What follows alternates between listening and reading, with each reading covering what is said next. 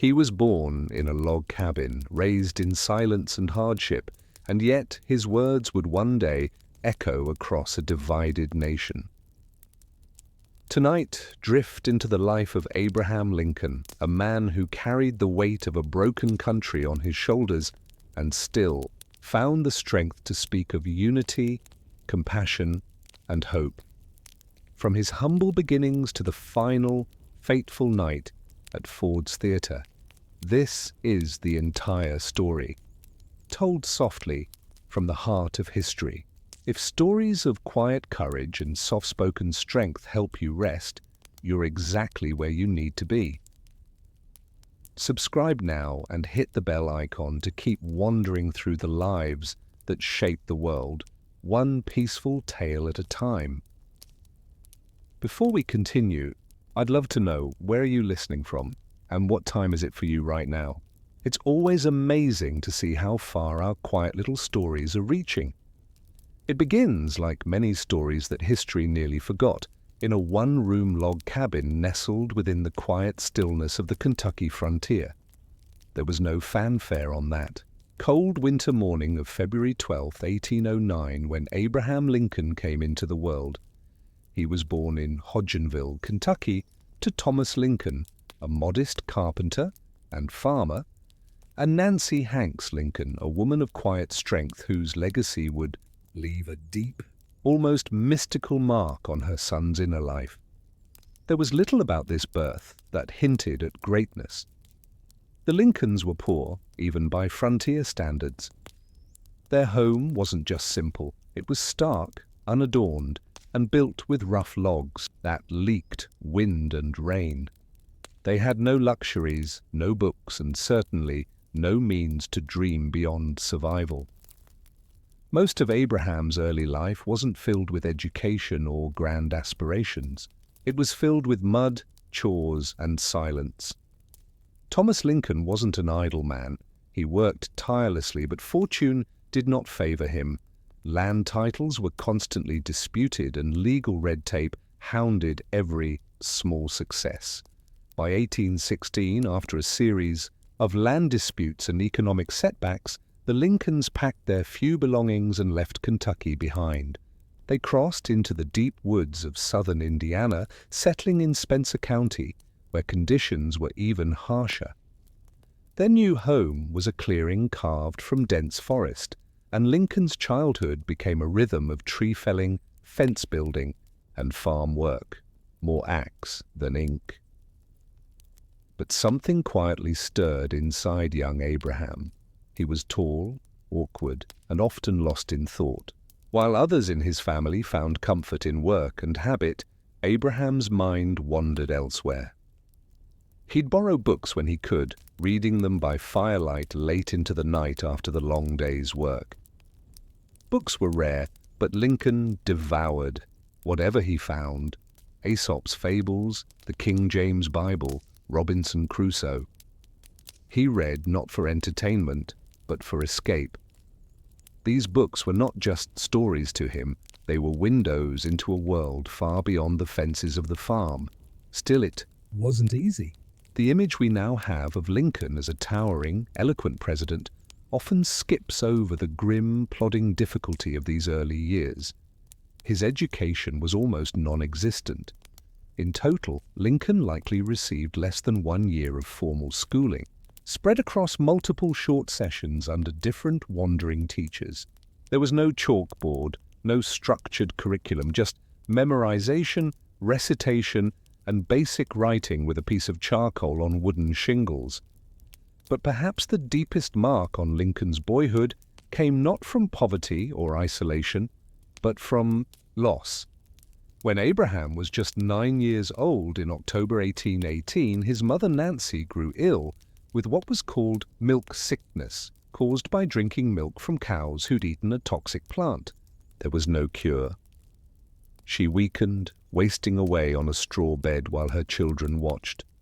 Her death was slow, quiet, and irreversible. Abraham never forgot the stillness of that moment. After her burial near the cabin, Thomas left the children, alone for weeks to find a new wife.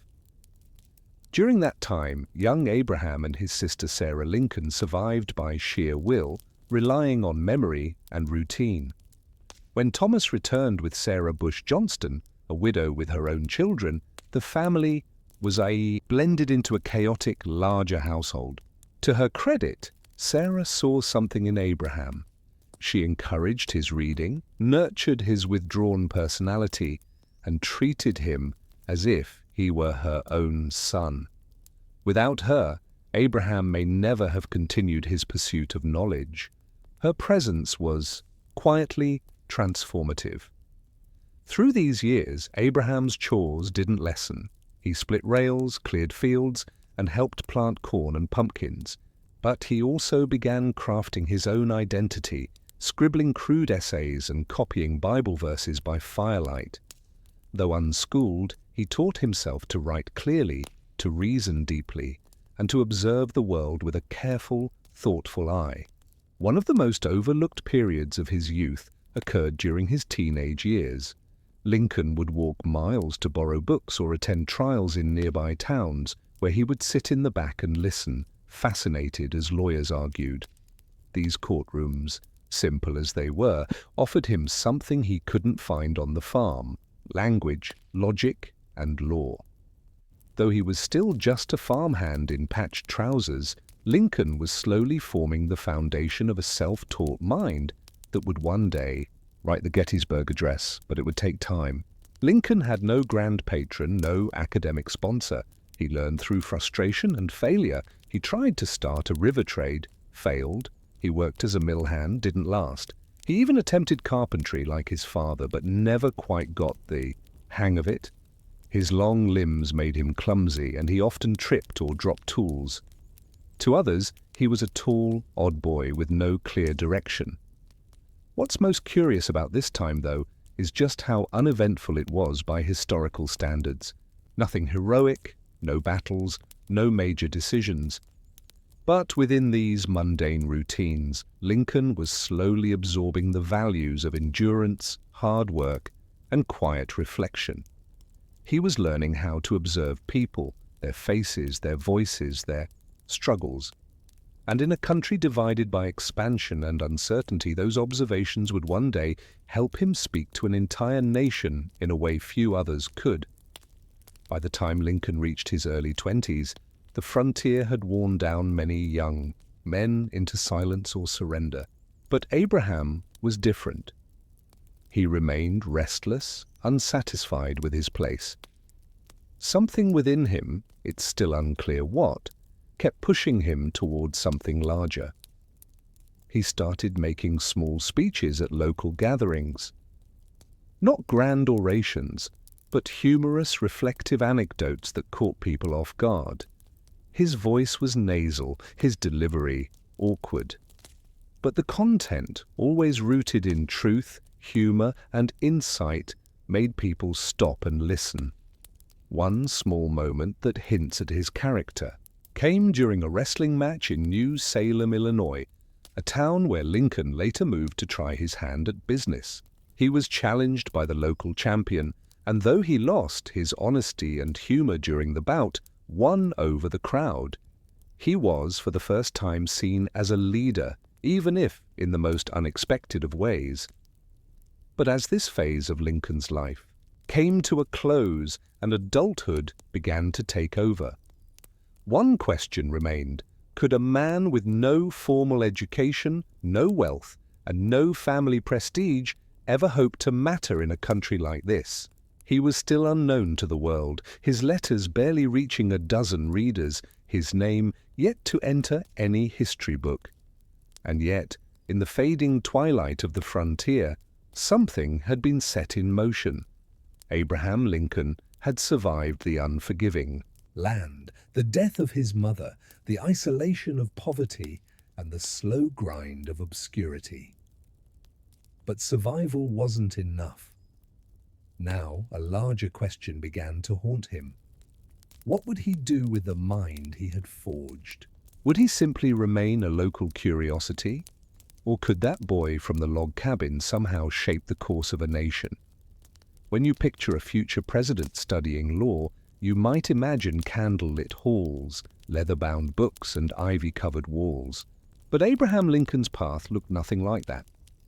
In fact, during the years between 1828 and 1834, Lincoln had no real access to law schools, libraries, or proper mentorship.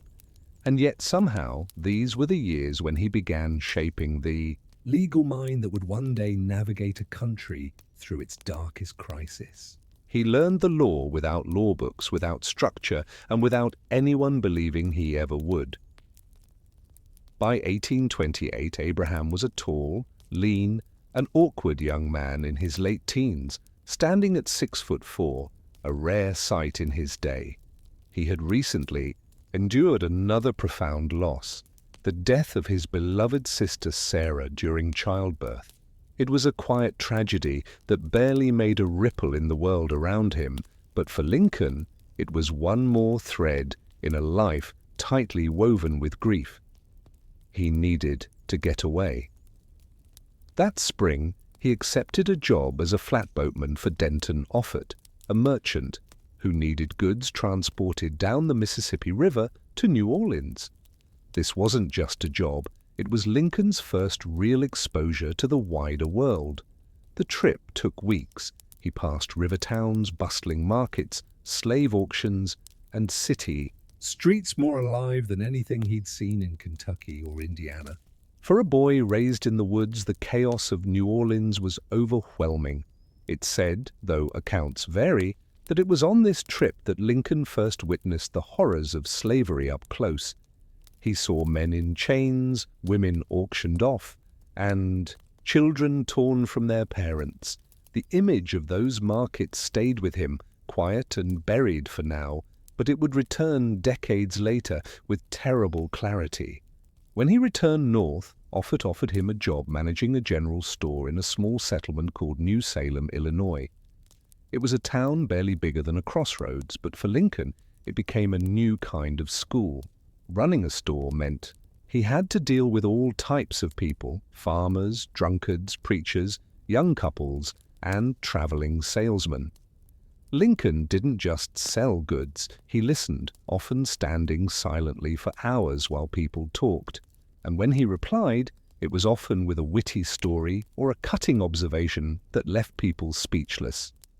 His humor made him popular, and his fairness made him trusted. He didn't cheat customers, he returned extra pennies. He once walked several miles to repay a woman he had accidentally overcharged by a few cents. Locals began calling him Honest Abe, not because of a single noble act, but because of 100 small, boring ones. But Lincoln wasn't satisfied. He wanted more than commerce or chatter. He began borrowing books again, this time not for escape, but for purpose.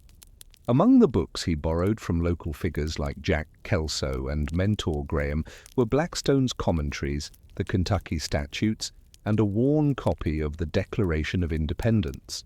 These weren't books you read for pleasure. They were dense, wordy, and filled with legal theory. But Lincoln read them again and again, scribbling notes, sounding out phrases aloud, testing arguments in his head. Imagine trying to teach yourself legal procedure, case precedent, and statutory reasoning with no school, no internet, and no one to correct your mistakes. That was Lincoln's world.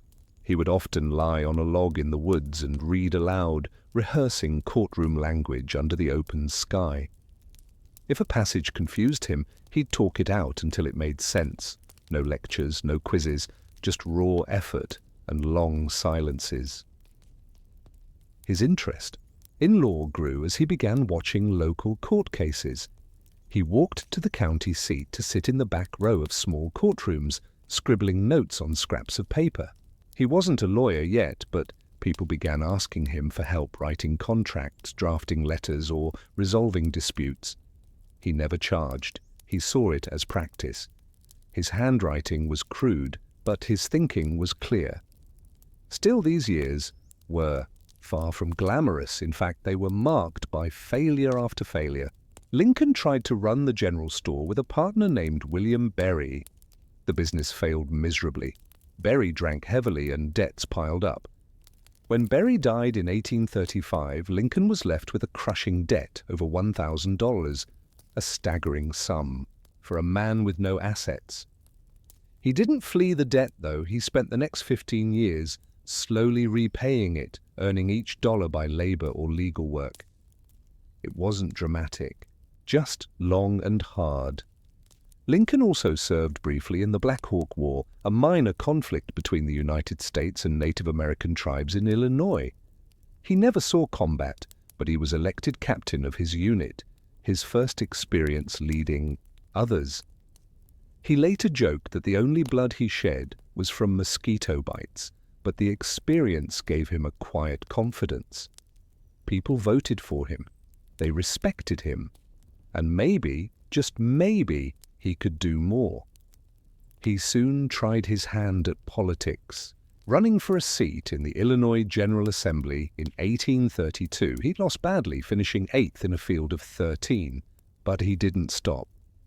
2 years later, he ran again, and this time, he won.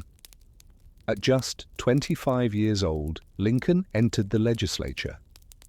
He barely had the money to dress properly and often wore worn-out suits that made him look more like a store clerk than a statesman. Still, he stood out. He spoke with honesty, wrote his own speeches, and never relied on bombast. In a chamber filled with backroom deals and shouted debates, Lincoln chose clarity. He didn't command the room, but he made people listen. During this time, he officially began studying for the Illinois bar exam. There were no formal courses. To qualify, you simply had to convince a panel of judges that you understood the law. Lincoln studied relentlessly, walking for miles to borrow a single volume, returning days later with notes scribbled in the margins. He practiced arguments aloud, quizzed himself on civil procedure, and dissected rulings word by word. By 1836, he passed. No ceremony, no gown, just a signature and a license. He was now a lawyer. What's often forgotten is that this process wasn't glamorous. Lincoln didn't become a lawyer because of genius. He became one because of grit. He learned by candlelight, by silence, and by necessity. His clients were farmers, millers, and widows. He didn't chase fame, he chased clarity. But underneath all this effort, a deeper question lingered. Was the law just a profession for Lincoln, or was it a path to something greater? These years from 1828 to 1834 were not the years of speeches or war proclamations. They were quiet years, unseen by the world. But they laid the foundation of a man who didn't just understand the law, he understood people. Their fears, their losses, their small victories. And when the time came, it wasn't the books or titles that made Lincoln a leader. It was these long, boring years of slow learning, heavy debts, and quiet determination. By 1834, Abraham Lincoln was living in the small town of New Salem, Illinois, but his days behind the counter of a failed general store were over. The business had crumbled under debt, his partner was dead, and Lincoln was now saddled with what he would later call his national debt.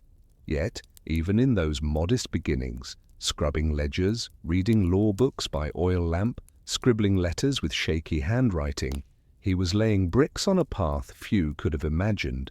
He had just secured his first seat in the Illinois General Assembly, an unlikely position for someone with no formal education, no wealth, and no family connections. In Springfield, where the legislature met, Lincoln was clearly an outsider. He owned no property. His boots were worn. He often slept in boarding houses where he'd share beds with other young lawmakers, common at the time, but humiliating for a man trying to craft a political image. But Lincoln didn't arrive with charisma or connections. He arrived with clarity, a quiet way of speaking that made people lean in to listen. Where others ranted and gestured, Lincoln would pause, then calmly deliver his point with a story.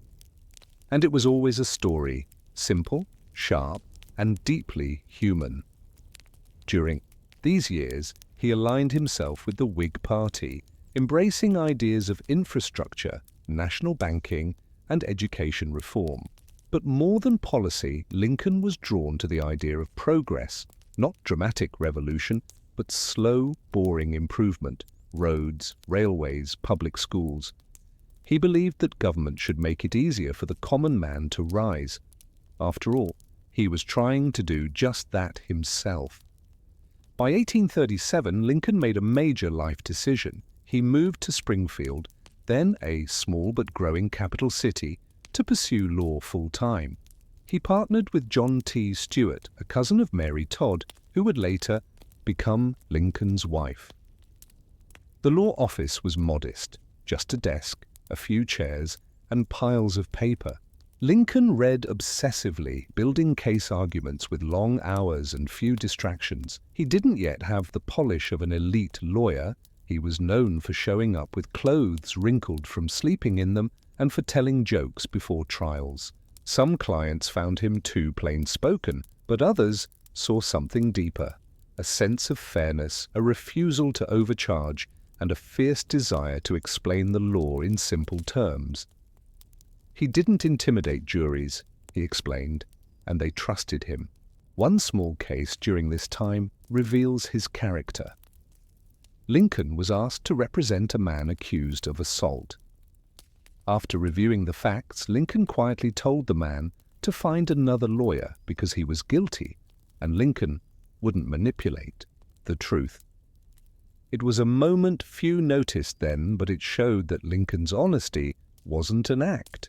It was woven into every boring detail of his practice. Outside the courtroom, Lincoln was building political capital, one awkward conversation at a time. He had no booming voice or commanding presence, but he remembered names. He shook hands firmly. He walked long distances to attend every public meeting, fair, an event that mattered, even if it meant sleeping on benches or skipping meals. But not all was steady progress. In 1838 and again in 1840, Lincoln ran for Speaker of the Illinois House and lost both times. These weren't dramatic defeats, but they stung. In private letters, Lincoln admitted his frustrations and his doubts. He wondered if people just didn't take him seriously, if his background, his plain clothes, and his slow delivery made him unfit for real power. He also suffered personal heartbreak.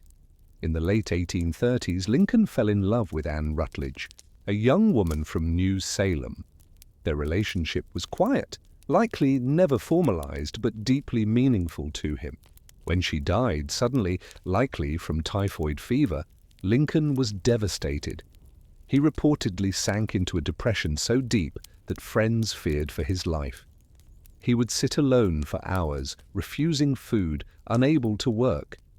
This grief, like so many others in his life, became another silent weight that he carried but rarely spoke of. Amidst these emotional struggles, Lincoln slowly built a reputation in Springfield's legal circuit. He began traveling the 8th Judicial Circuit, a grueling route that covered over 400 miles and required weeks of horseback travel. Courtrooms were makeshift, often in taverns or back rooms of post offices. Lincoln would sleep on floors, eat cold biscuits, and spend hours waiting for a judge to arrive. Yet this was where he sharpened his legal tools. He learned to argue both sides of a case, to simplify complexity, to read juries like open books. He'd stand in muddy boots, spin a tale, and end with a pointed conclusion that left the room silent. He wasn't always brilliant, but he was almost always clear, calm, and honest, qualities that began to stand out in a world of loud voices and shady deals. By 1840, Lincoln had gained enough political capital to speak more forcefully. He debated, pushed bills, made enemies. His views on slavery were still moderate, shaped more by moral discomfort than political strategy, but the seeds of stronger convictions had been planted. Around this time, he met Mary Todd, a well-educated woman from a prominent Kentucky family who had come to Springfield to live with her sister. Mary was smart, politically sharp, and ambitious. Their courtship was strange, on again, off again, full of doubts. At one point, Lincoln broke off the engagement, possibly overwhelmed by the idea of marriage or unsure of his place in her world. But by 1842 they reconciled and married in a small, modest ceremony. Their marriage was not an easy one. Mary was passionate, quick-tempered, and socially ambitious. Lincoln was quiet, distant, and often lost in thought. But in many ways they were perfectly mismatched. Mary pushed Lincoln forward, while Lincoln grounded her with his slow, reflective nature. That same year, Lincoln accepted an appointment as postmaster in New Salem, an odd job for someone on the rise. But the post offered a rare thing, access to newspapers and thus access to information. Lincoln read everything that passed through his hands, local news, legal journals, and political debates. He used this post not for power, but for education. And, finally, after years of humble lawyering, bad debts, emotional setbacks, and political frustration, Lincoln stepped into national politics. In 1846, he ran for a seat in the U.S. House of Representatives and won. It was the culmination of everything he had quietly worked toward for over a decade. But he arrived in Washington not as a star, but as a curiosity. He still wore ill-fitting clothes, he still told too many stories, but his speeches, though few, were direct and unflinching, especially when he criticized the Mexican-American War, calling it unnecessary and unconstitutional. The speech was unpopular. Lincoln was accused of being unpatriotic. Back in Illinois, some newspapers labeled him a traitor, and so just as his national political career began, it stalled.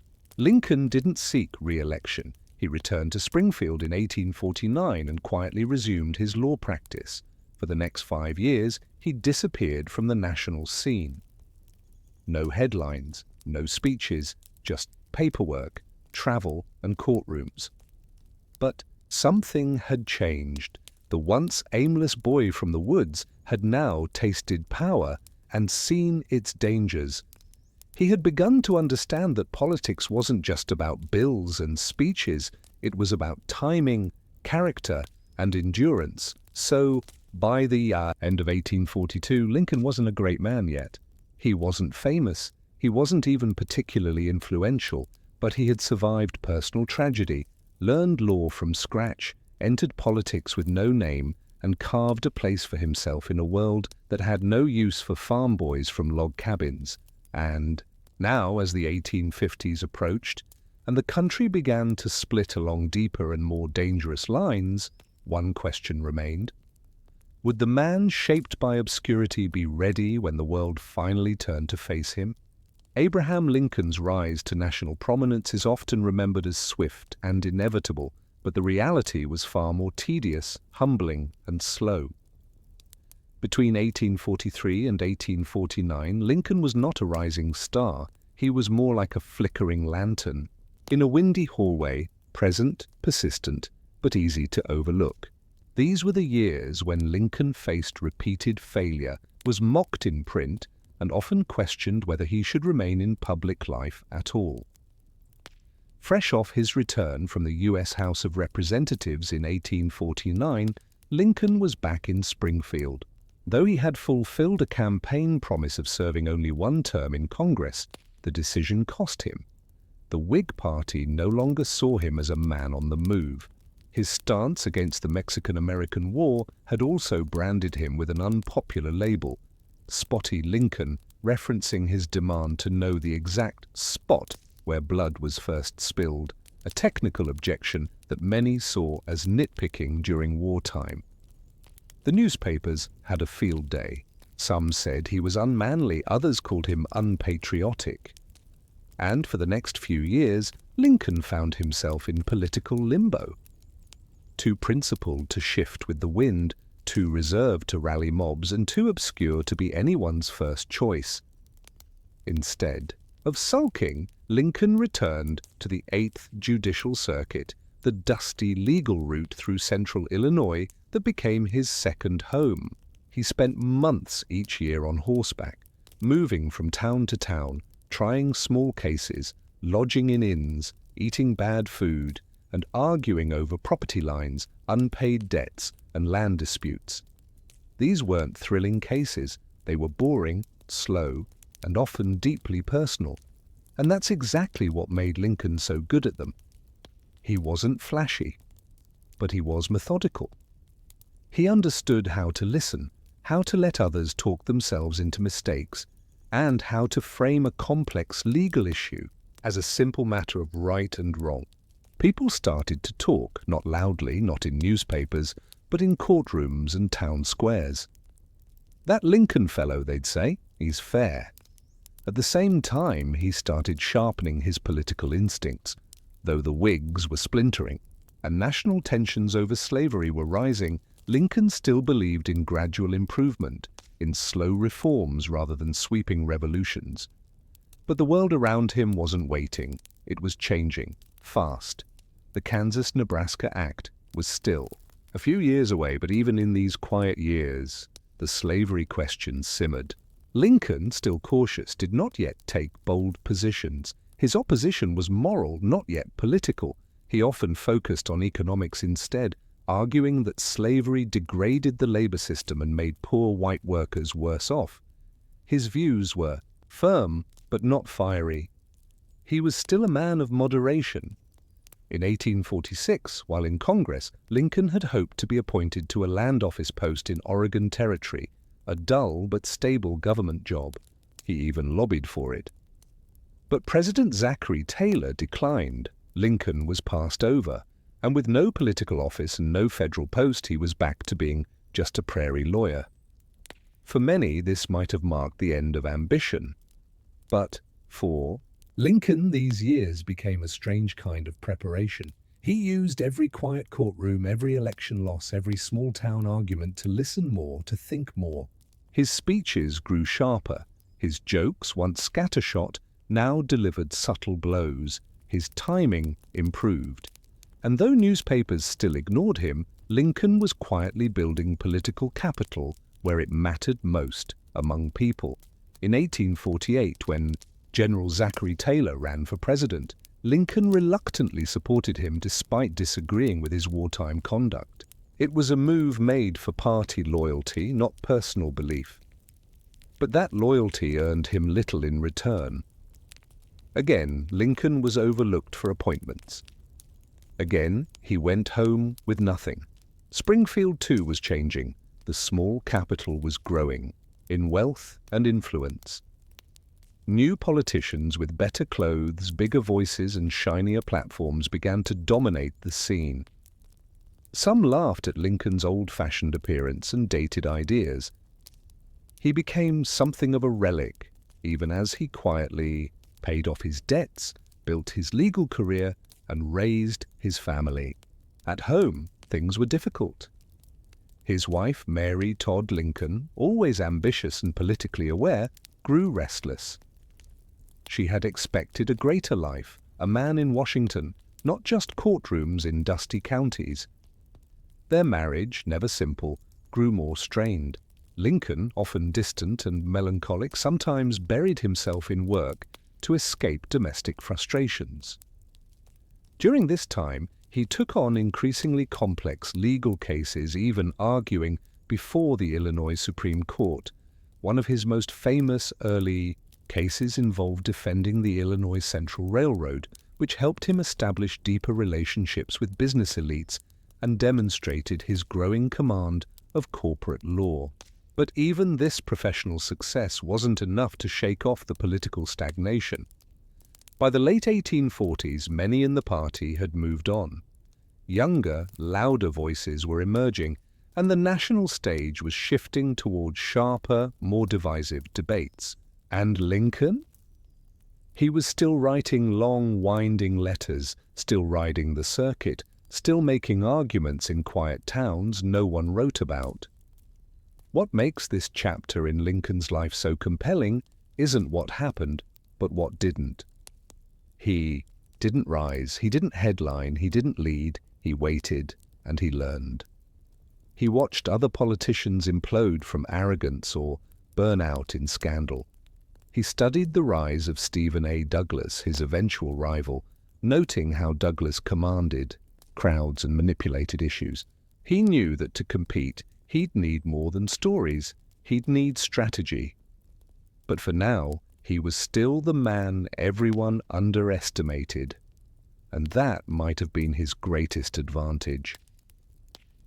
Because in these years of rejection, boredom, and obscurity, Lincoln honed what would become his greatest political weapon, not passion, not rhetoric, but patience.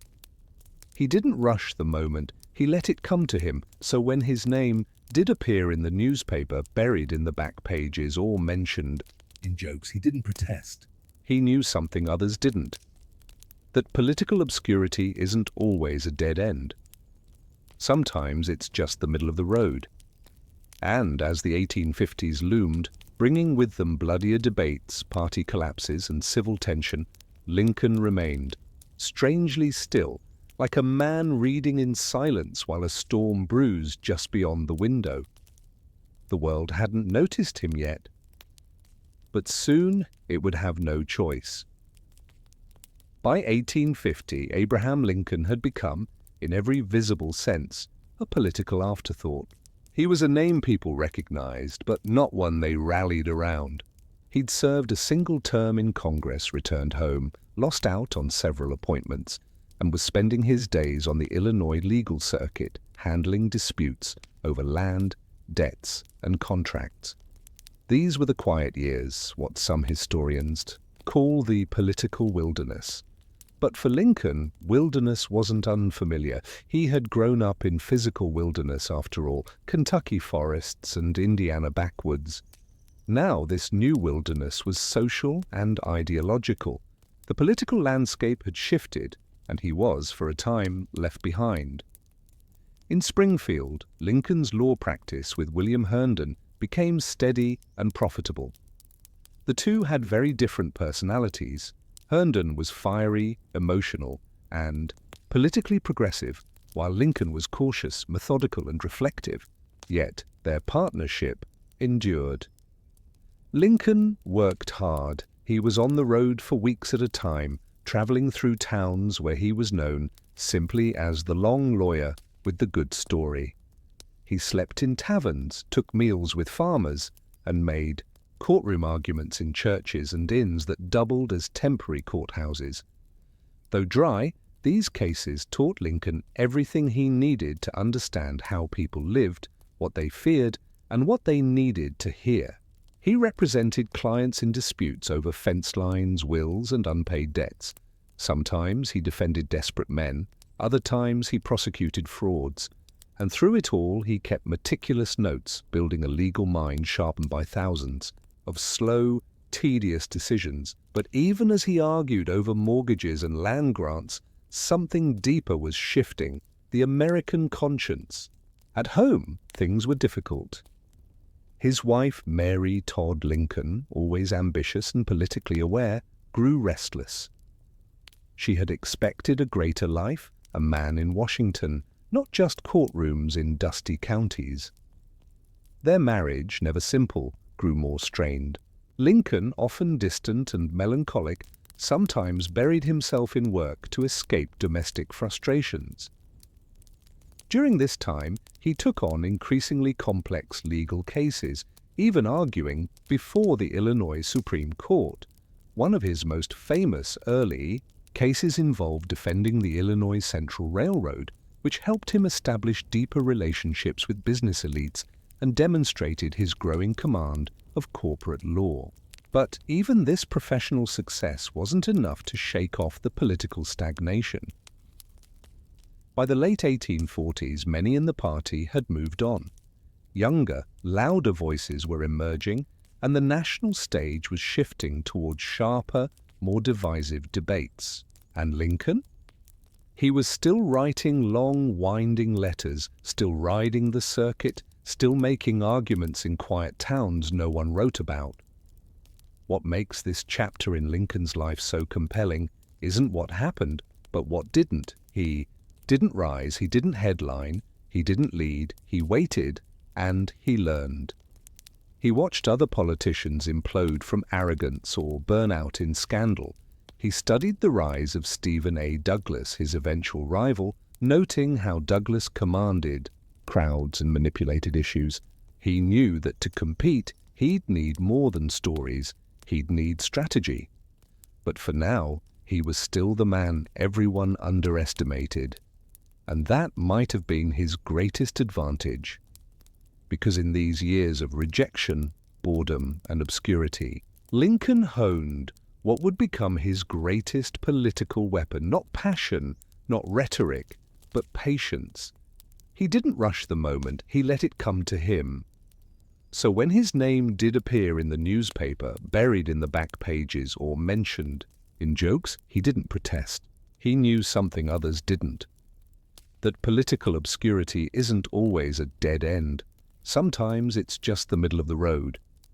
And as the 1850s loomed, bringing with them bloodier debates, party collapses and civil tension, Lincoln remained, strangely still, like a man reading in silence while a storm brews just beyond the window. The world hadn't noticed him yet, but soon it would have no choice. By 1850, Abraham Lincoln had become, in every visible sense, a political afterthought. He was a name people recognized, but not one they rallied around. He'd served a single term in Congress, returned home, lost out on several appointments, and was spending his days on the Illinois legal circuit handling disputes over land, debts, and contracts. These were the quiet years, what some historians call the political wilderness. But for Lincoln, wilderness wasn't unfamiliar. He had grown up in physical wilderness after all, Kentucky forests and Indiana backwoods. Now this new wilderness was social and ideological. The political landscape had shifted, and he was, for a time, left behind. In Springfield, Lincoln's law practice with William Herndon became steady and profitable. The two had very different personalities. Herndon was fiery, emotional, and politically progressive, while Lincoln was cautious, methodical, and reflective. Yet their partnership endured. Lincoln worked hard. He was on the road for weeks at a time, traveling through towns where he was known simply as the long lawyer with the good story. He slept in taverns, took meals with farmers, and made courtroom arguments in churches and inns that doubled as temporary courthouses. Though dry, these cases taught Lincoln everything he needed to understand how people lived, what they feared, and what they needed to hear. He represented clients in disputes over fence lines, wills, and unpaid debts. Sometimes he defended desperate men. Other times he prosecuted frauds, and through it all he kept meticulous notes, building a legal mind sharpened by thousands of slow, tedious decisions. But even as he argued over mortgages and land grants, something deeper was shifting, the American conscience. He would speak. But how would the country respond? By 1855, Abraham Lincoln had stepped back into public debate, but national attention still eluded him. While his Peoria speech had reignited his political flame and won admiration across Illinois, he remained a regional figure, a thoughtful speaker, yes, but not the man anyone yet imagined as a national leader. His fame was quiet, local, his influence limited. His name did not yet carry weight beyond the Midwest. In a nation boiling with conflict, Lincoln was still seen as a man of intellect, but not action. The 1855 Senate race confirmed this. The Illinois legislature responsible for electing senators was divided. Lincoln, now a member of the new Republican coalition, led multiple ballots. But when it became clear he could not gather enough support to defeat the pro-slavery Democratic candidate, he made a choice. He withdrew from the race, throwing his support behind Lyman Trumbull, a fellow anti-Nebraska politician. It was an act of selflessness and political foresight. Lincoln knew that dividing the anti-slavery vote would hand victory to the Democrats. He sacrificed his own ambition for unity. Most men wouldn't have. But Lincoln wasn't most men. He believed in something larger than himself, preserving a future where principle could still shape power. The press barely mentioned his decision. In fact, most political journals paid more attention to the infighting within the Whig remnants and the rising energy of the Know-Nothing Party. Lincoln's name was a footnote, and he knew it. His family was growing, his legal cases continued, and his speeches, though excellent, rarely traveled beyond Illinois. But those who listened closely noticed a shift. Between 1855 and 1857, Lincoln began refining his moral logic. No longer content to argue merely on legal or economic grounds, he began emphasizing the founding ideals of the nation: liberty, equality, and self-government. He quoted the Declaration of Independence more than any other document. He focused not on the politics of slavery but its spiritual offense. He wasn't an abolitionist, but he was becoming something just as dangerous to the status quo, a moral conservative who used calm reason to expose national hypocrisy. And yet, while Lincoln was growing into a more complete thinker, the country was tearing itself apart.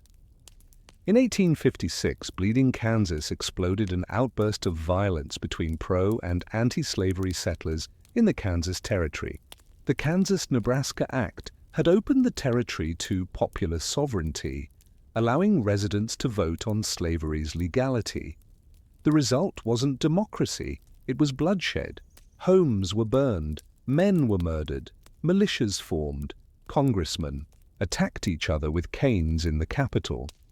The center, once held together by compromise, was crumbling, and Lincoln, watching from Springfield, realized that quiet opposition was no longer enough. He joined the new Republican Party formally. This coalition, composed of former Whigs, Free Soilers, anti-slavery Democrats, and political orphans, was chaotic but purposeful, and in 1856 they nominated John C. Fremont for president. Lincoln wasn't the candidate, he wasn't even considered, but he campaigned vigorously for the cause, traveling across Illinois, delivering speeches in town squares, barns, and courthouse steps. These speeches weren't dramatic. They weren't filled with slogans. They were reasoned, moral, and calm.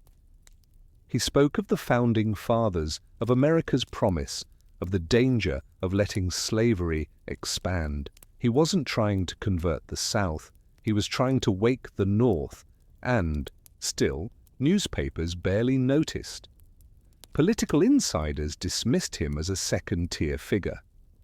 He had no wealthy backers. He had no powerful name. He had a long face, awkward posture, and no polish. At Republican events, he was often the last speaker, not the headliner. People enjoyed his talks, but few remembered his name the next day. Still, Lincoln understood something they didn't. It's not always the loudest voice that wins, but the last one standing. Meanwhile, the Supreme Court was preparing to deliver a thunderclap, the Dred Scott decision.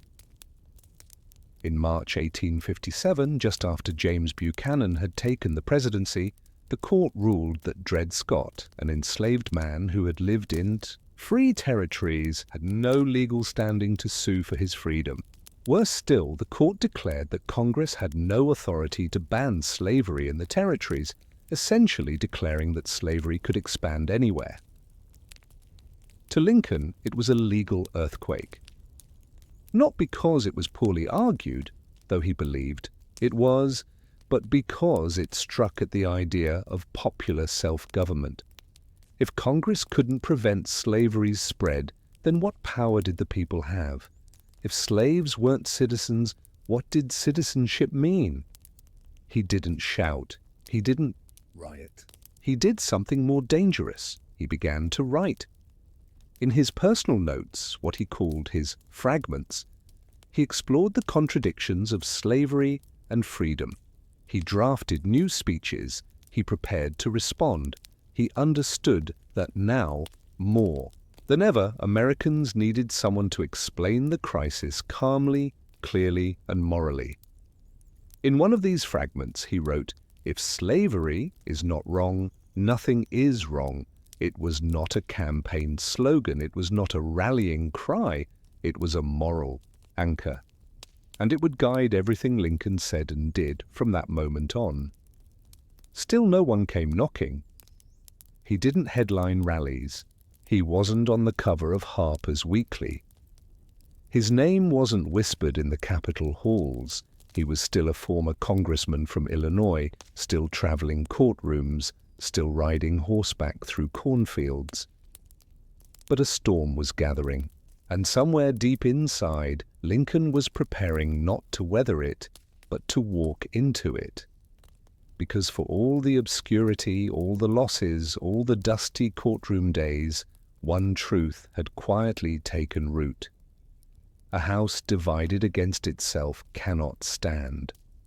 That phrase was still waiting on his tongue, but soon it would echo through every corner of the nation. The story of Abraham Lincoln becoming President of the United States is often told with grandeur and inevitability, as if he were always destined for the role. But the truth is, Lincoln's nomination in 1860 was uncertain, uncomfortable, and nearly didn't happen at all. In fact, for much of the period leading up to that fateful Republican National Convention in Chicago, Lincoln was considered too awkward, too obscure, and too inexperienced to lead a nation on the edge of collapse. In 1858, Lincoln faced off against Stephen A. Douglas in a heated race for the U.S. Senate. Though Lincoln ultimately lost, something unexpected happened along the way.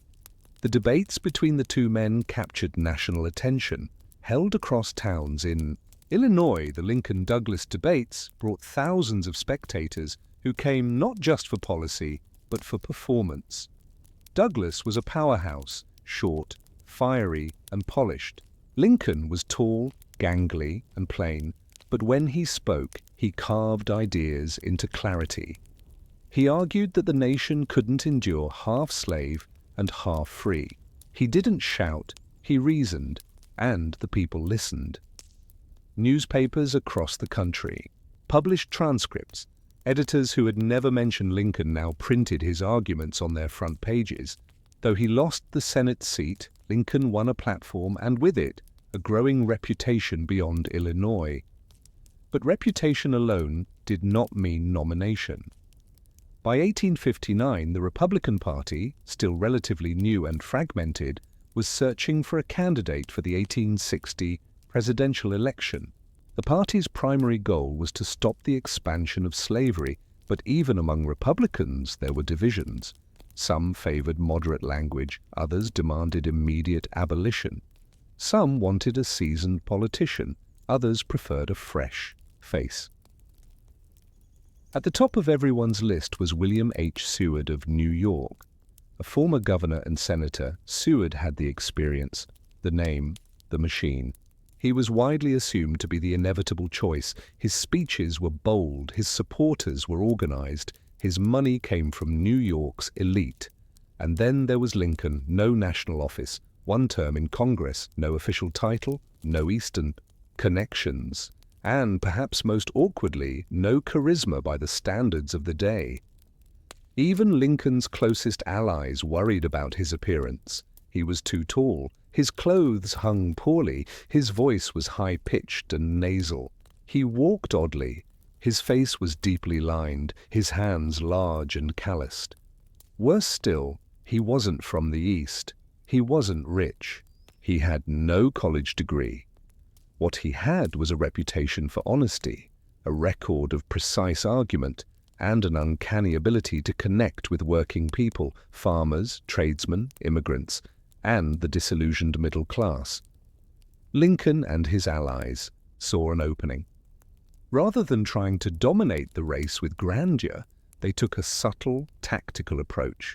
While Seward's campaign swept through cities with banners and bands, Lincoln's supporters quietly made inroads in small towns, county seats, and state delegations, especially in the West and Midwest, where his story carried weight. Then came May 1860 and the Republican National Convention in Chicago, held in a newly built structure known as the Wigwam, a massive wooden building erected just for the event. Delegates from across the North and West filled the hall, waving placards and chanting for their favorites.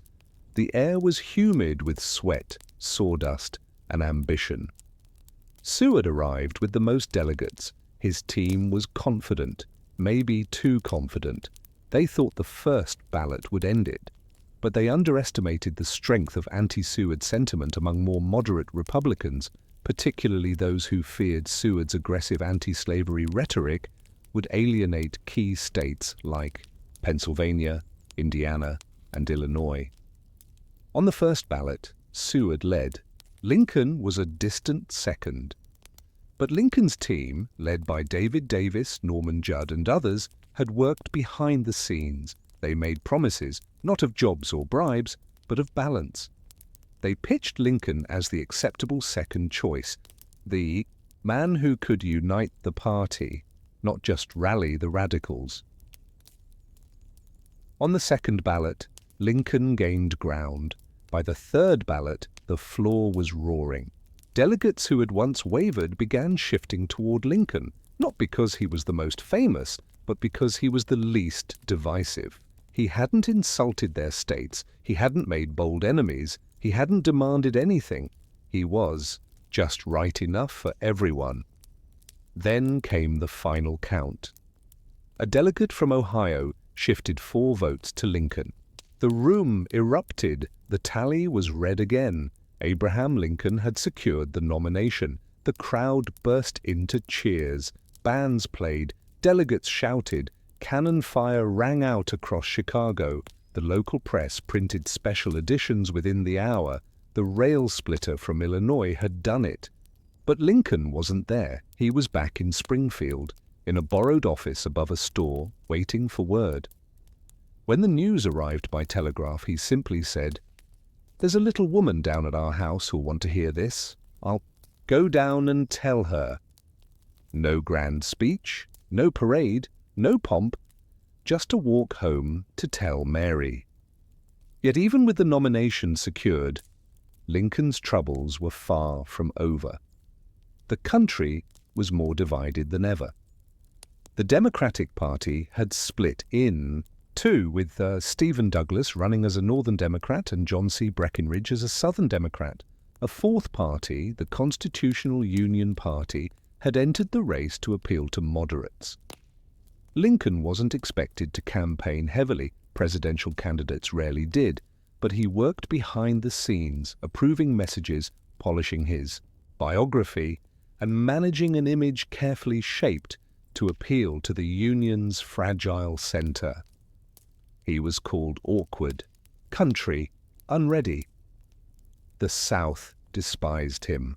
Threats poured into Springfield. Southern newspapers warned that his election would mean secession. Some even called for violence, and yet, across the North, Lincoln's plain story resonated. Born poor, worked hard, honest, thoughtful. He wasn't loud, he wasn't slick, but he was something rarer, trustworthy. On November 6, 1860, Abraham Lincoln was elected the 16th President of the United States. He didn't win a single Southern state. He wasn't on the ballot in many of them, but he secured the electoral votes needed with a strong Northern majority. No cheering mobs filled Springfield that night. The streets were quiet.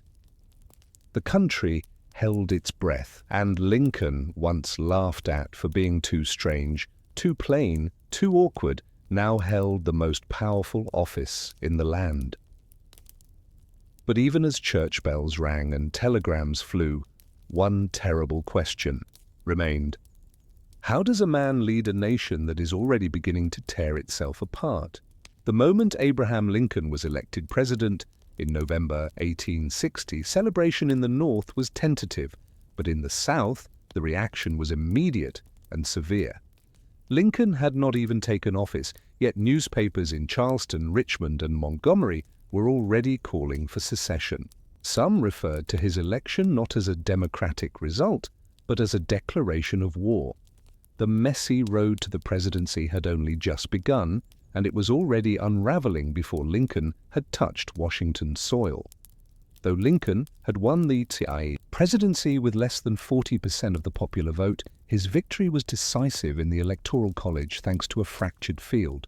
The Democratic Party had split in two.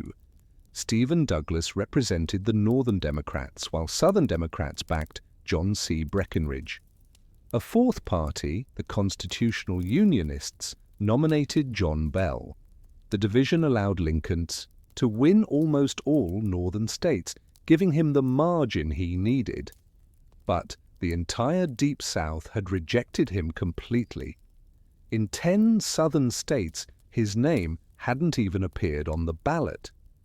To the South, Lincoln's win was not just political, it was existential. They feared his presidency would lead to the abolition of slavery, even though he had never openly called for its immediate end. Southern leaders believed Lincoln represented the rise of Northern domination, and they refused to wait and see. Just weeks after the election, on December 20, 1860, South Carolina became the first state to secede from the Union.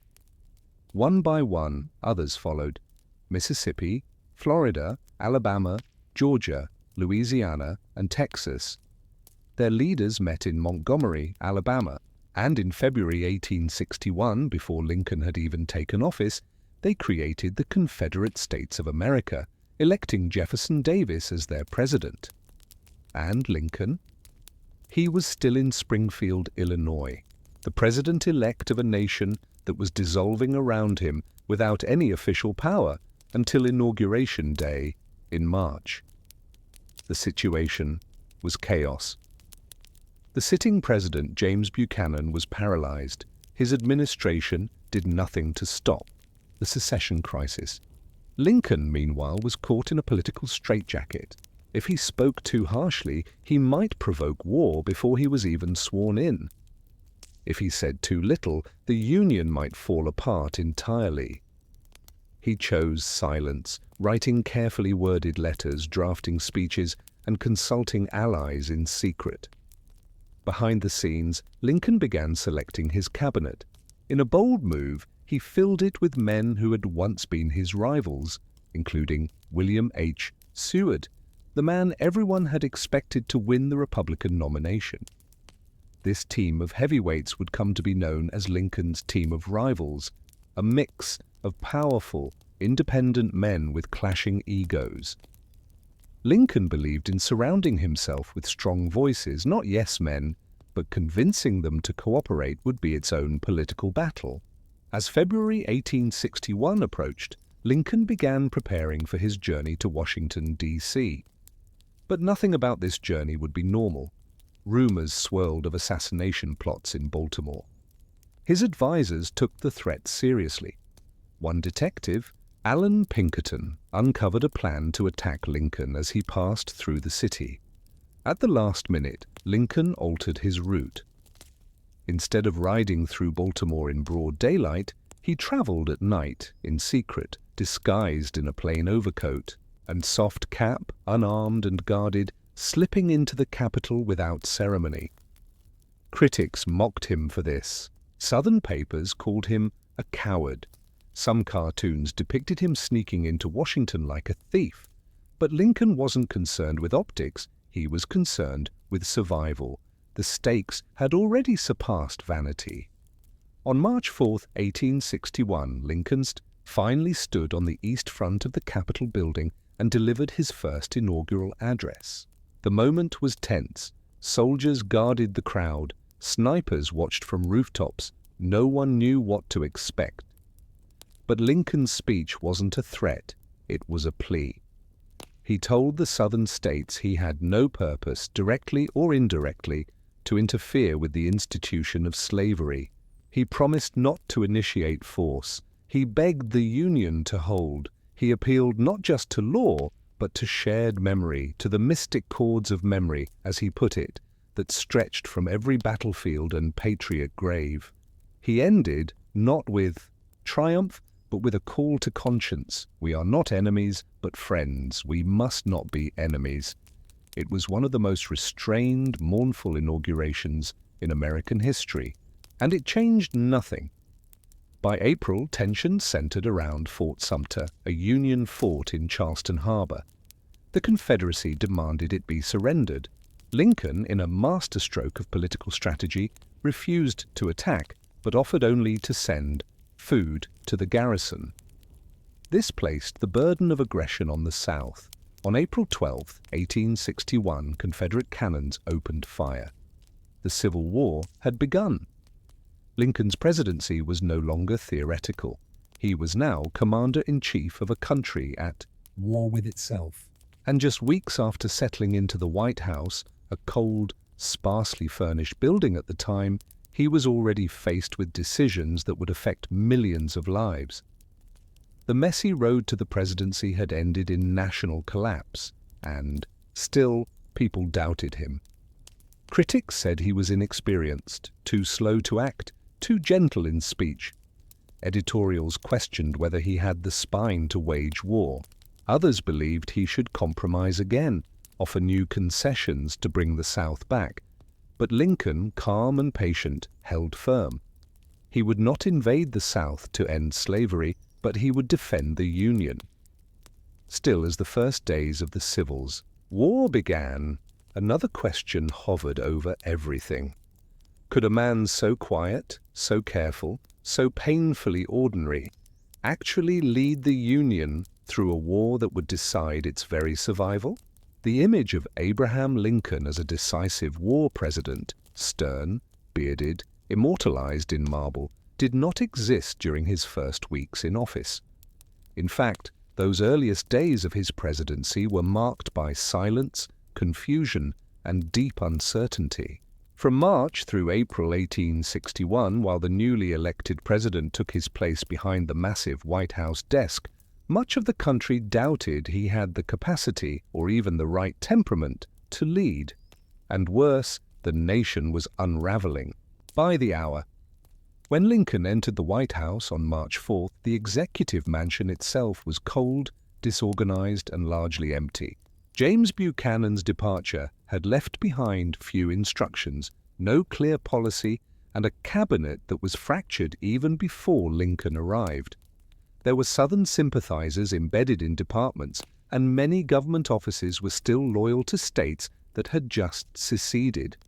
At the time, 7 states had already declared secession, and their leaders had met in Montgomery, Alabama, to establish the Confederate States of America.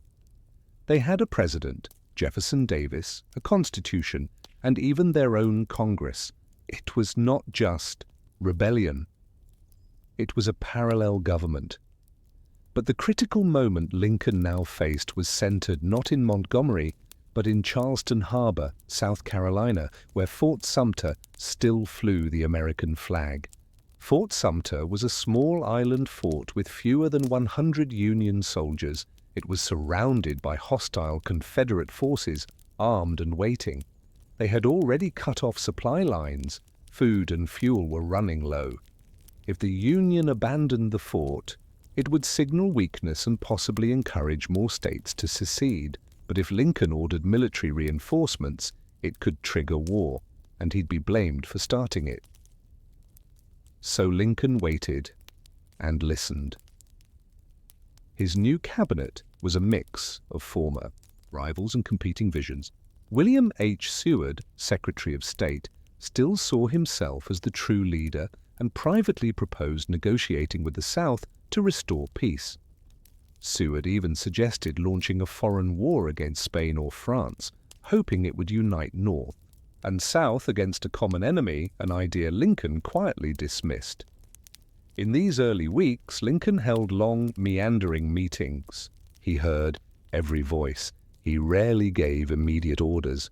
Some mistook this for weakness, but what he was really doing was watching, measuring, preparing.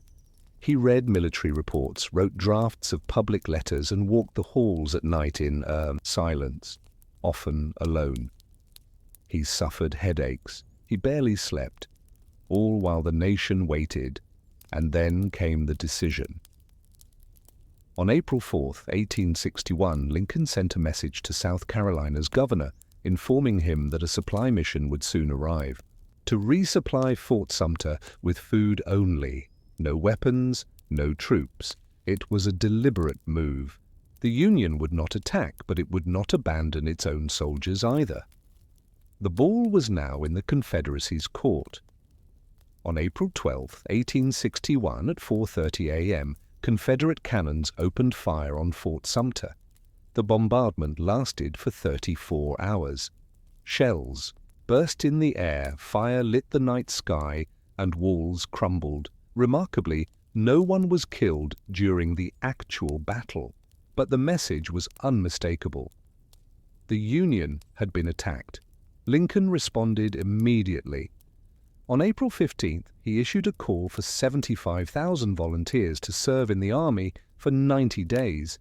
He didn't declare war, he didn't launch invasions, he simply asked the states to send men to defend the nation. The reaction was electric. In the North, crowds gathered in support, cities held spontaneous rallies, young men enlisted by the thousands. Newspapers that had mocked Lincoln now printed headlines praising his restraint and decisiveness. For the first time, Lincoln looked like a president, but the South reacted differently. Lincoln's call for troops pushed 4 more states, Virginia, North Carolina, Tennessee, and Arkansas, into secession. Richmond, Virginia, became the new Confederate capital. The Civil War had gone from a regional crisis to a national calamity overnight. Meanwhile, the Union military was in shambles. Most of its professional officers had resigned to join the Confederacy. The army had been neglected for years, supplies were low, training was inconsistent. Lincoln now had to build a national army from scratch, organize transportation, fund an unplanned war, and manage a hostile Congress, all while half the country called him a tyrant. And yet, even in those early days, he refused to panic. He moved, slowly but deliberately. He appointed Winfield Scott, a respected general, to lead the military effort, despite Scott's advanced age and immobility. He established firm control over the executive branch.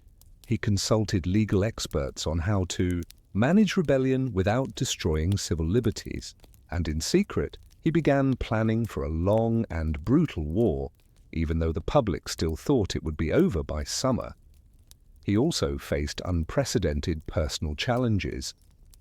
The White House was not the bustling command center it is today.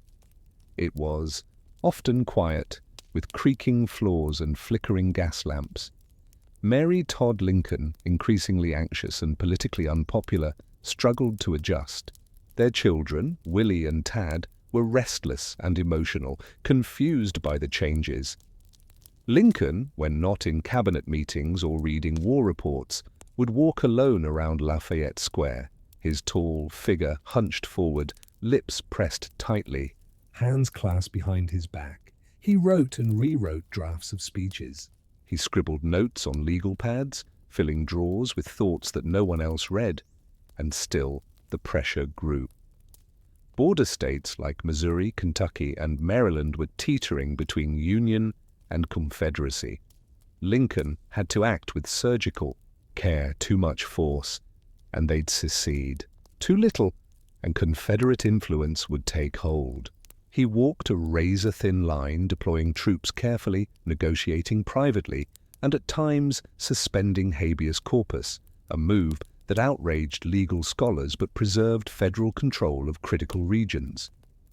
These first weeks were not filled with victory or even vision. They were filled with uncertainty, chaos, and fear. Yet in the quiet rhythms of his decision-making, Lincoln revealed something profound. He didn't need to be dramatic to be effective. He understood that in a nation unraveling at the seams, stability was the first service a leader could offer.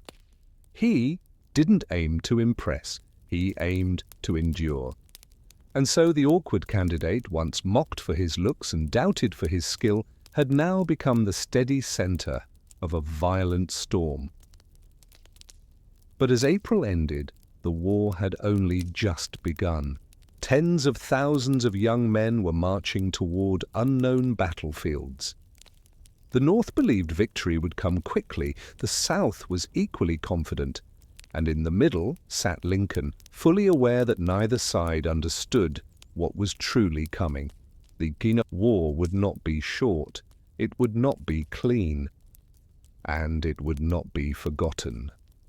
The man who almost wasn't nominated, who snuck into Washington in disguise, now bore the weight of saving a broken country. But could he? Abraham Lincoln's role as a wartime president is usually remembered through sweeping moments, emancipation proclamations, battlefield victories, and stirring speeches.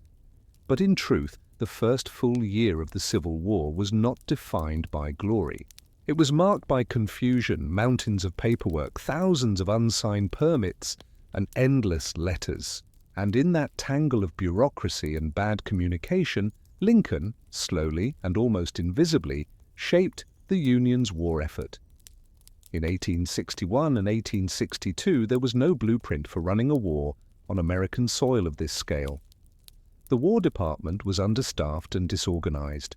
Trains didn't run on time. Telegraph wires constantly failed. Supply chains were non-existent.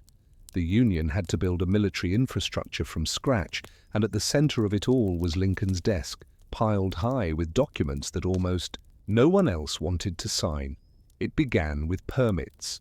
Everything required Lincoln's signature. Troop movements, arms shipments, prisoner exchanges, even who could go south to visit family. Each day, he faced a long line of people in the White House, citizens, governors, senators, generals, widows, each holding a request, a furlough, a pardon, a commission, a protest. Lincoln read as many as he could himself. He often paused, reread, and scribbled notes in the margins. He didn't delegate easily. Not because he didn't trust others, but because he wanted to be sure. He feared that decisions made without care could alienate border states, or worse, compromise military efforts. So day after day, Lincoln sat at his writing desk, slowly pushing the war forward with his pen, not a sword. Meanwhile, the Union's army itself was floundering.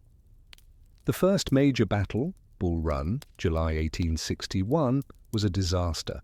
Northern soldiers, many of whom had signed up expecting a quick victory and a 3-month service, were routed by a smaller Confederate force.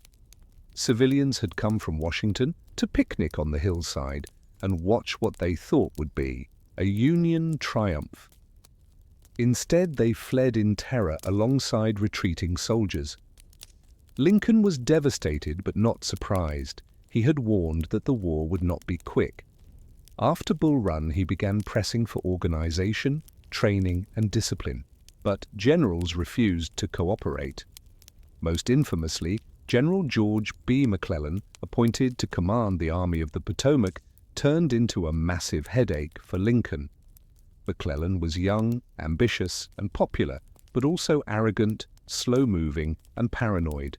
He believed himself the savior of the Union and referred to Lincoln as the original guerrilla in private letters. Lincoln tried everything: encouragement, patience, humor. He gave McClellan months to train the army, offered suggestions, even visited his headquarters personally. But McClellan would not act. He delayed campaigns, exaggerated enemy numbers, and constantly demanded more troops. He was obsessed with preparation but allergic to risk. Lincoln once joked, "If General McClellan does not want to use the army, I would like to borrow it for a while." But he didn't remove him, not yet, because despite McClellan's flaws, he was a unifier, and Lincoln could not afford to lose Northern morale so early. The war was still politically fragile, and Lincoln's authority remained tenuous. He walked carefully. At the same time, he faced a legal and constitutional nightmare. To preserve order, Lincoln had suspended habeas corpus in some areas, allowing for the arrest of suspected traitors without trial. Newspapers erupted, some called him a tyrant, lawsuits were filed. Lincoln responded with letters, not fiery rebuttals, but calm constitutional arguments. He insisted that extraordinary times required extraordinary decisions, and he promised that once peace returned, so would liberty. He also dealt with border states, especially Kentucky, Maryland, and Missouri. These states were deeply divided, with family members sometimes serving on opposite sides. Lincoln poured enormous energy into not losing them. He sent careful letters to their governors, refused to push anti-slavery policy too early, and worked behind the scenes to balance loyalty and pressure. To win the war, he believed, the Union had to remain the Union, not just legally, but emotionally. Meanwhile, in his private life, Lincoln endured sorrow. In early 1862, his beloved son Willie fell ill. The White House had been hosting a public reception. A large number of guests had brought germs and disease with them. Willie became feverish, then weaker. On February 20th, 1862, he died. He was just 11 years old. Lincoln was crushed. Mary, Todd Lincoln, already emotionally fragile, retreated into mourning, unable to function. Lincoln, who had just declared war powers and expanded military operations, now spent nights alone in Willie's old room, reading poetry, weeping silently. The Civil War was no longer just national. It had entered his home. Despite grief, Lincoln worked on. In March 1862, he began pressuring Congress toward a gradual emancipation policy. He still believed in working slowly, fearing that any abrupt anti-slavery move would push loyal states into rebellion. But he had begun to understand slavery was the root of the war, and any peace without confronting it would fail. He proposed compensated emancipation, paying slaveholders in border states to free their slaves. It was met with resistance. He begged Congress to act. They hesitated. He reminded them that if the war ended and slavery remained, the causes of war would remain too. He wrote, "If we do not do this, we shall not only be obliged to fight again, but we shall deserve to." And all the while, the letters piled up. One soldier asked for clemency after falling asleep on guard duty.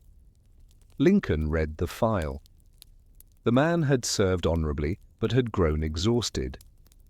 Lincoln signed a pardon and added, "Let him have another chance." Another letter came from a mother whose 2 sons had been drafted. Lincoln quietly arranged for one to be released. In countless such small acts, Lincoln humanized the war effort, not with speeches but with simple decisions. By the end of 1862, no major Union victory had been achieved. Public support was waning. The war was becoming unpopular.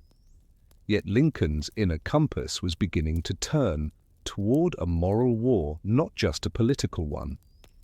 Still, the great shifts ahead, the Emancipation Proclamation, Gettysburg, and total war had not yet come.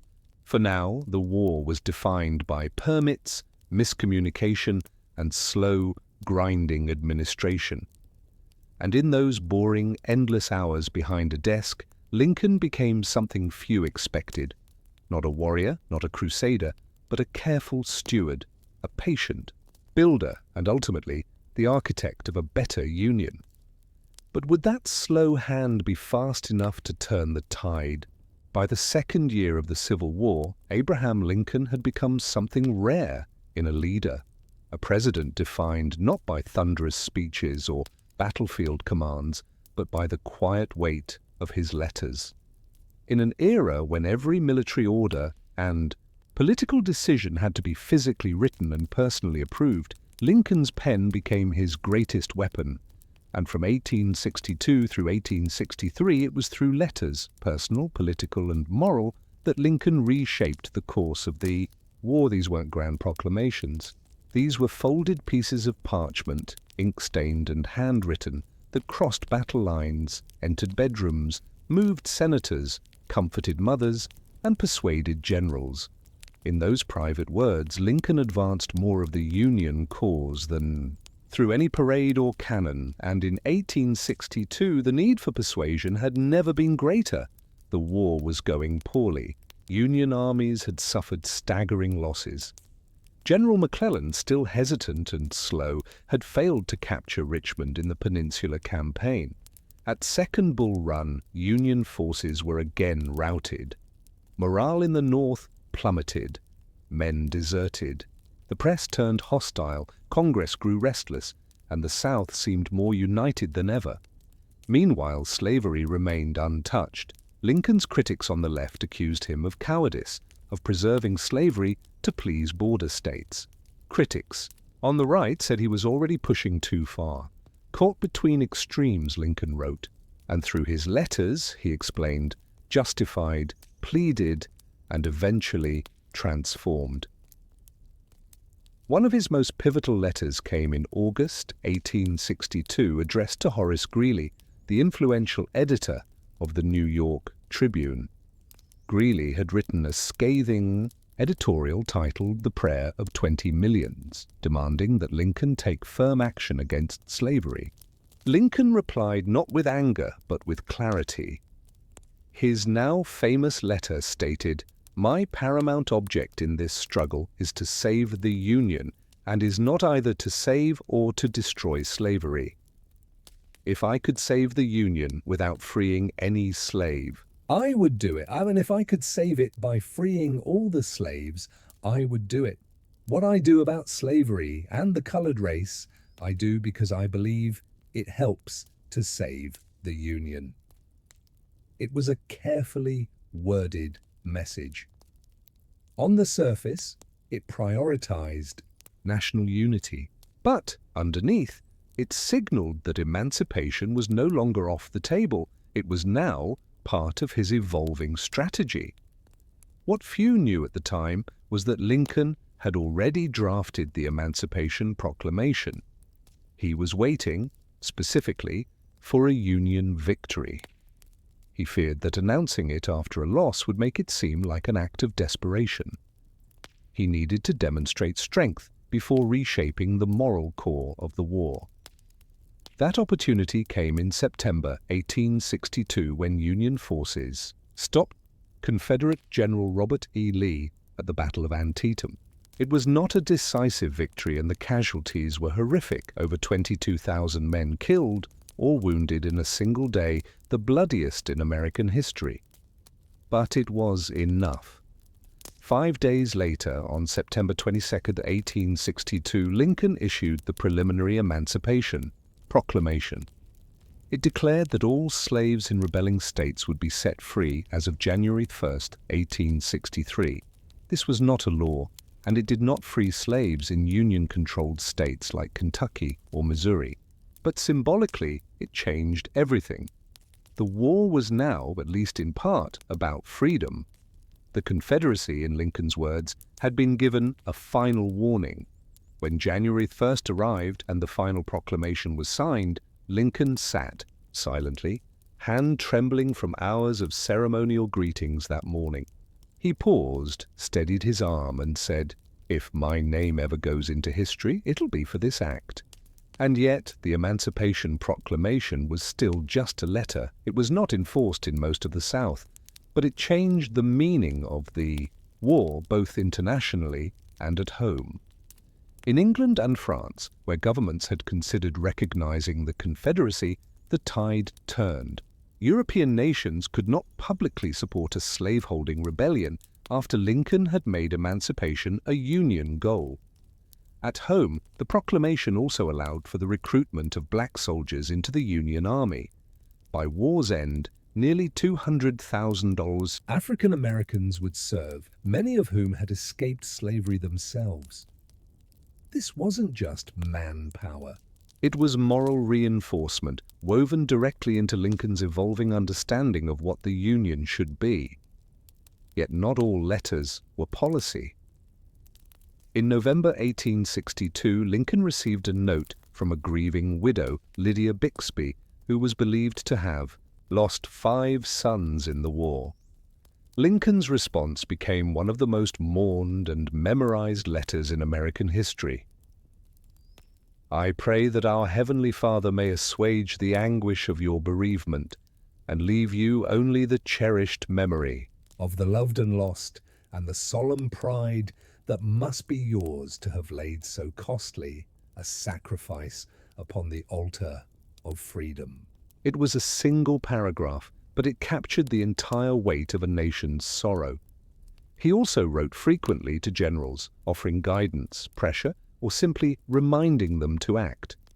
To General Joseph Hooker, whom he appointed in early 1863, Lincoln wrote, "I have heard, in such a way as to believe it, of your recently saying that both the army and the government needed a dictator. Of course, it was not for this, but because I think you are a brave and skillful soldier that I have placed you at the head of the army." Lincoln's letters to generals were not lectures. They were reminders of duty, couched in civility. He did not micromanage strategy, but he demanded motion, effort, clarity. Still the war ground on. At Chancellorsville in May 1863, the Union suffered another loss, despite outnumbering the enemy. General Hooker froze. Confederate General Stonewall Jackson outmaneuvered him. Jackson died from friendly fire, but the victory went to the South. Lincoln was crushed. "My God," he said, "what will the country say?" But then came Gettysburg. In July 1863, Union forces under General George Meade repelled Lee's northern invasion in a bloody, chaotic, three-day battle.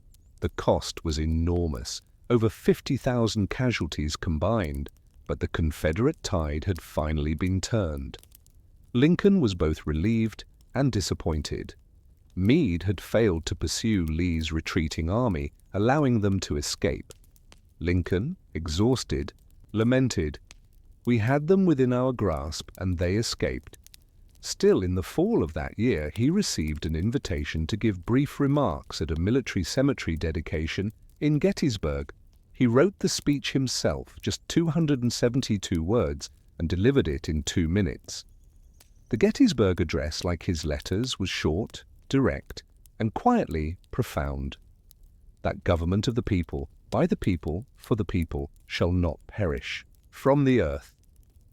It was not met with thunderous applause. Many thought it was too short, too plain, but over time it became the defining expression of American democracy, and it was born from the same clarity that had marked Lincoln's thousands of letters. By the end of 1863, Lincoln's inbox still overflowed. He still signed pardons. He still responded to widows. He still corrected miscommunications between field offices. He was still a man at a desk, writing his way through a war, but the war was now different. The cause had changed from preservation to transformation, and Lincoln had changed with it. He was still quiet, still calm, still boring to many, but his letters had shaped the country's conscience. Could they now shape its victory? By the time Abraham Lincoln entered the final year of the Civil War, his hair had turned almost entirely gray, his face had deepened with creases of grief and fatigue, and his shoulders bore the quiet exhaustion of a man who had read every death report, answered every desperate letter, and signed every order of war with trembling precision. He had become, quite literally, the most sleep-deprived man in America, and yet still its most essential. The year 1864 opened with a paradox. The Union had made major gains. Vicksburg had fallen, Gettysburg had been held, and black soldiers were now fighting alongside white regiments. Yet the war was still grinding on, bloody and unresolved. The South remained defiant. The Union public, demoralized by the war's length and cost, began to blame Lincoln. He was up for re-election, and for a time he believed he would lose. Northern newspapers mocked him. Republicans splintered. Radical factions believed he had been too cautious on emancipation. Conservatives thought he had gone too far. His own party whispered that maybe a replacement nominee should be chosen.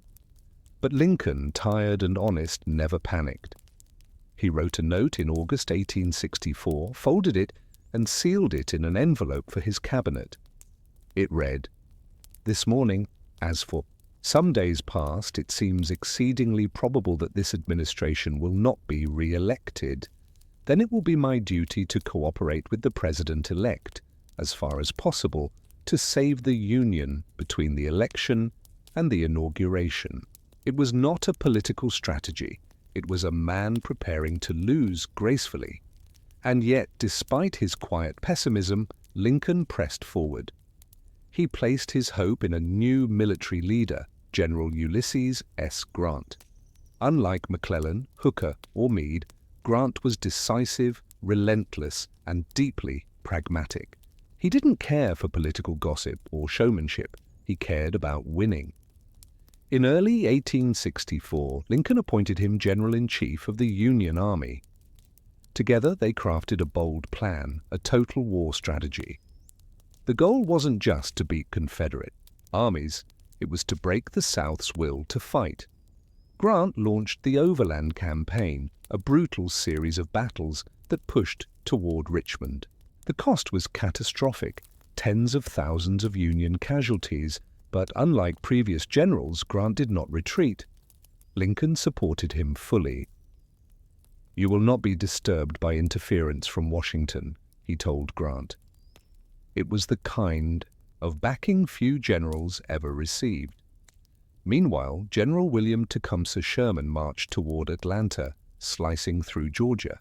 His march to the sea would become infamous, burning railways, destroying supplies, and leaving devastation in his wake.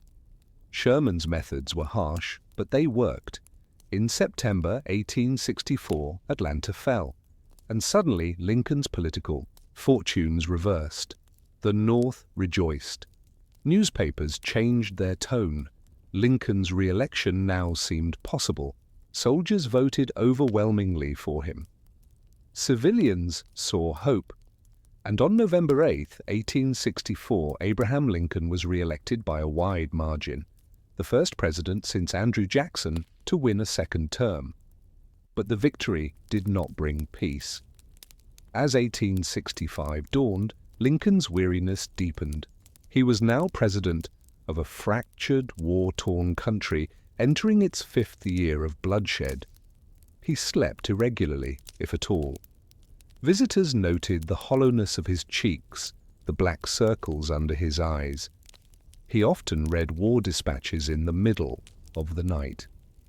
He still met daily with petitioners. He still pardoned deserters. He still walked the White House halls alone. And still he wrote letters to grieving mothers, notes to generals, appeals to Congress, messages to foreign ambassadors. His words, always calm and measured, had now become the emotional compass of a battered country. One such letter was to Mrs. Eliza Gurney, a Quaker widow who had written to express her fears about the war's cruelty. Lincoln responded, "Purposes of the Almighty are perfect and must prevail. Yet through all, I hope it will not be considered evidence of a lack of confidence in the final success of the cause." Even in darkness, Lincoln carried light. But he was exhausted. Then, on January 31st, 1865, came a pivotal moment. The 13th Amendment, abolishing slavery, passed the House of Representatives after months of wrangling. Lincoln had lobbied fiercely behind the scenes, offering patronage, making appeals, urging border state representatives to do what he called the right thing. When the vote passed, the House erupted in cheers. Lincoln remained silent, head bowed. It was, in many ways, the culmination of all his letters, speeches, and long silences, and yet he still refused to gloat. He told his cabinet, "It is the great duty of the hour that we remain humble and thankful." The war neared its end. In April, Richmond fell. Jefferson Davis fled. Confederate soldiers began laying down their arms. On April 9, 1865, General Robert E. Lee surrendered to Grant at Appomattox Courthouse. Lincoln finally could rest. But he didn't. He walked the streets of Washington at dusk. He planned his second term. He spoke of reconciliation. "Let us judge not that we be not judged," he said in his second inaugural address, delivered just weeks before the war's end. He was already imagining the harder task of healing. He wanted to rebuild the South without vengeance. He wanted education for freed slaves. He wanted amnesty for most rebels. But fate had other plans. On the night of April 14, 1865, Abraham Lincoln attended a play at Ford's Theater. In the quiet of the evening, a Confederate sympathizer, John Wilkes Booth, entered his box and fired a single shot. Lincoln was carried across the street to a boarding house. He never regained consciousness. At 7:22 a.m. the next morning, he died. Secretary of War Edwin Stanton, standing by his side, whispered, "Now he belongs to the ages." The war ended days later, and Lincoln, the boring man who had once been mocked for being awkward, too slow, too quiet, had become, through patience and persistence, the nation's savior. Not through grand gestures, but through letters, through listening, through late-night walks and early-morning pardons, through silence, steadiness, and sorrow. The boring war president had quietly preserved the Union and changed its soul. Before Abraham Lincoln became president, before the Emancipation Proclamation, the Civil War, or the Marble Memorials, he was a lawyer who rode from town to town, sleeping on floors, eating dry bread, and arguing over broken fences and unpaid debts in dusty rooms that barely resembled courtrooms. It was not glamorous, it was not profitable, but it was where Lincoln became Lincoln, patient, principled, and profoundly practical. This story begins in 1837, the year Lincoln moved from New Salem to Springfield, Illinois, a place buzzing with new buildings, dirt roads, and political chatter.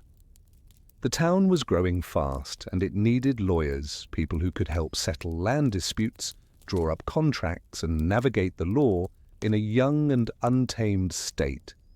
Lincoln, who had just been admitted to the bar, partnered with John T. Stewart, an experienced attorney. The work was straightforward but overwhelming. The clients were farmers, merchants, widows, and tradesmen. Many were illiterate. Most brought their entire case in a single page, or none at all. Some showed up with nothing but their word and a handshake. Illinois didn't yet have a fully centralized court system. Instead, it had a system of circuit riding, judges and lawyers who traveled from one county to the next, holding court in makeshift buildings. Every few months, a judge would arrive, and the courthouse, often a tavern, church, or one-room cabin, would come to life. That's how Lincoln practiced law. On the move, always with a saddlebag full of papers and a change of clothes.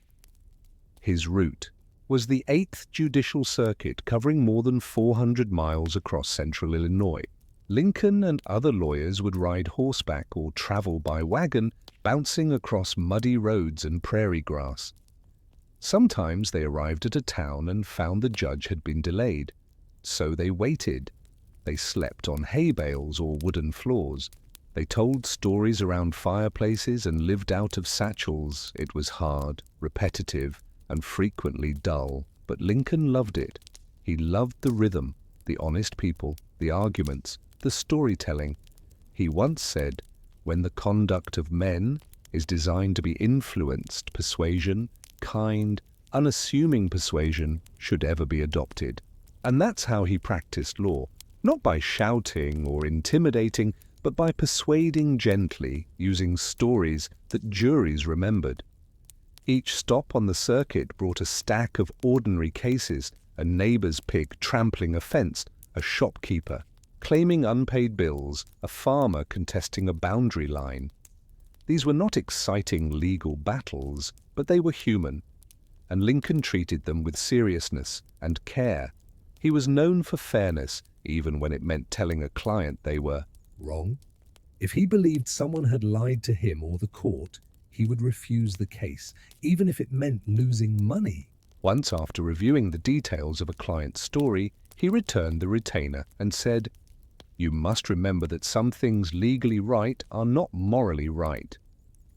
Still, his legal career was not without flaws. Early on, Lincoln sometimes lost confidence mid-trial. He could become too reflective, unsure of how strongly to press a point. But, with time, he sharpened his delivery. He read aloud to himself, practiced arguments while walking, and began to develop his signature style, slow, calm, and wrapped in simple clarity. Most court sessions were modest affairs. The jury might consist of neighbors who knew both parties personally. Judges were often just as interested in local gossip as in legal precedent. In one town, a judge adjourned early because it was hog slaughtering season. In another, Lincoln waited a full day for a missing witness, only to find out the man had been fishing nearby and forgotten the date. Still, in these simple environments, Lincoln thrived. He wasn't just a lawyer, he became a trusted presence. In towns like Clinton, Monticello, and Shelbyville, people looked forward to his visits, not because he was famous, but because he was kind, honest, and humble. He remembered names, he helped young lawyers, he shared meals with farmers, he paid attention, and he loved the conversations. Evenings on the circuit were spent swapping tales, reading newspapers, and sharing news of far-off states. Lincoln's humor became legendary, not loud or boastful, but clever. He'd tell a joke to settle a tense courtroom or break silence during dinner. One fellow lawyer recalled, he could make a cat laugh if it were possible, but he could also be melancholy. During long rides between towns, he'd go silent for hours, lost in thought. He was often spotted walking by himself at dusk, uttering lines from Shakespeare, or reworking an argument he had delivered earlier that day. His mind, like his stride, was long and patient. He didn't always win. Some juries didn't connect with him. Some judges dismissed his folksy style. He lost cases where the facts were too far against him. But even in defeat, Lincoln never showed bitterness. He was more concerned with fairness than victory. His personal life during this time remained modest. He earned a decent income, but lived simply. He bought books, maps, and sometimes fine clothes, but only out of practicality. He stayed in boarding houses or with friends on the circuit, often sharing rooms. He washed his own clothes when needed, and helped young attorneys carry books. By the early 1850s, Lincoln had gained a reputation not just for integrity, but for legal versatility. He could argue constitutional questions, property disputes, patent law, and criminal defense. One of his most famous cases involved defending a man named William Armstrong, accused of murder. Lincoln noticed that a key witness claimed to have seen the murder by moonlight. Lincoln consulted an almanac, proving that on that specific night, the moon wasn't visible at the stated hour. The man was acquitted. It wasn't theatrics, it was observation. That was Lincoln's way. And slowly, from all this riding and arguing and waiting, a larger picture began to form. Lincoln's understanding of ordinary Americans, of how laws affected daily life, and of how people reasoned, these things were forged not in Washington, but in county courthouses where the roof leaked and the benches creaked. He saw firsthand how justice was fragile, how people who couldn't afford lawyers got cheated, how prejudice shaped juries, how truth needed help to be heard. He didn't write essays about it, he didn't lecture about it, he just kept showing up, kept listening, kept doing the work. And though he didn't know it then, the lessons he learned in those dusty courtrooms about compromise, patience, principle, and people would one day become the foundation of presidential decisions that shaped a nation. But for now, he was just a man on a horse, with boots caked in prairie mud and a satchel full of worn-out case files. In a time when many lawyers impressed with long words and aggressive gestures, Abraham Lincoln's greatest legal tool was simplicity. He did not wear expensive suits. He did not bombard juries with legal jargon. He rarely raised his voice. And yet, when he stood in a small-town courtroom, people listened, not because he shouted, but because he made complicated things feel obvious. By the early 1850s, Lincoln's legal reputation had spread across Illinois. Judges called on him to mediate disputes. Fellow lawyers asked for his help in structuring arguments. Clients came from far beyond Springfield just to have him explain their problems in plain terms. His skill wasn't just in the law, it was in seeing the core truth of an issue and gently leading others to see it too. This wasn't magic.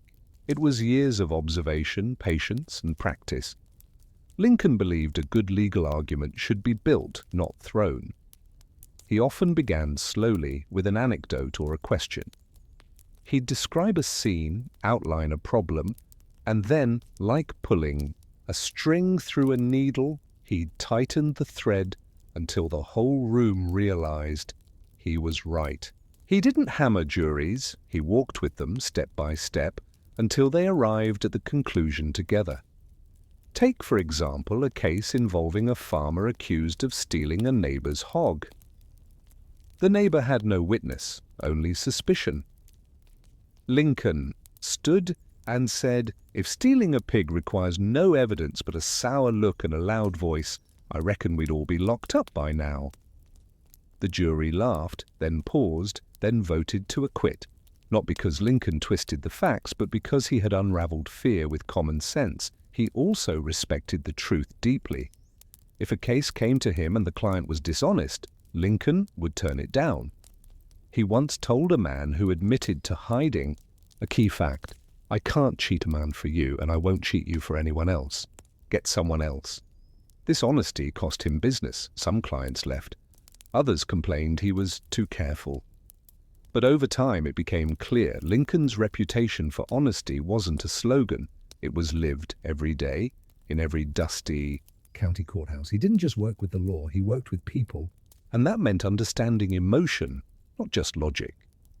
In one murder trial, Lincoln defended a young man accused of stabbing another during a drunken brawl. The evidence was thin. The mood in the courtroom was tense. Lincoln didn't speak of legal rights or precedent. He told the story of a troubled youth, of remorse, of a mother's sleepless nights. The jury wept. The verdict, not guilty. Later, a local lawyer asked how he had done it. Lincoln replied, "I just said what I believed and let them feel it too." He didn't always win. There were times when facts turned against him, when juries couldn't be swayed, or judges ruled too quickly. But Lincoln never held grudges. He congratulated opposing lawyers. He thanked jurors. He respected the court, even when it didn't favor him. One of his greatest talents was knowing when not to speak. He often sat silently while others argued, waiting for the moment when everyone had said their piece. Then, with a calm voice and a short story, he'd reframe the whole issue. He could turn a 2-hour debate into a 10-word summary. A judge once said, "Mr. Lincoln doesn't say much, but when he does, the rest of us stop." Even outside court, Lincoln's communication style shaped the way people trusted him. He wrote his own legal briefs, carefully, clearly, with no fluff. He didn't try to impress other lawyers, he tried to make things understandable. Farmers, widows, shopkeepers, they all said the same thing. Mr. Lincoln made me feel like I understood my own case. He mentored young lawyers too. He didn't lecture them. He asked them questions.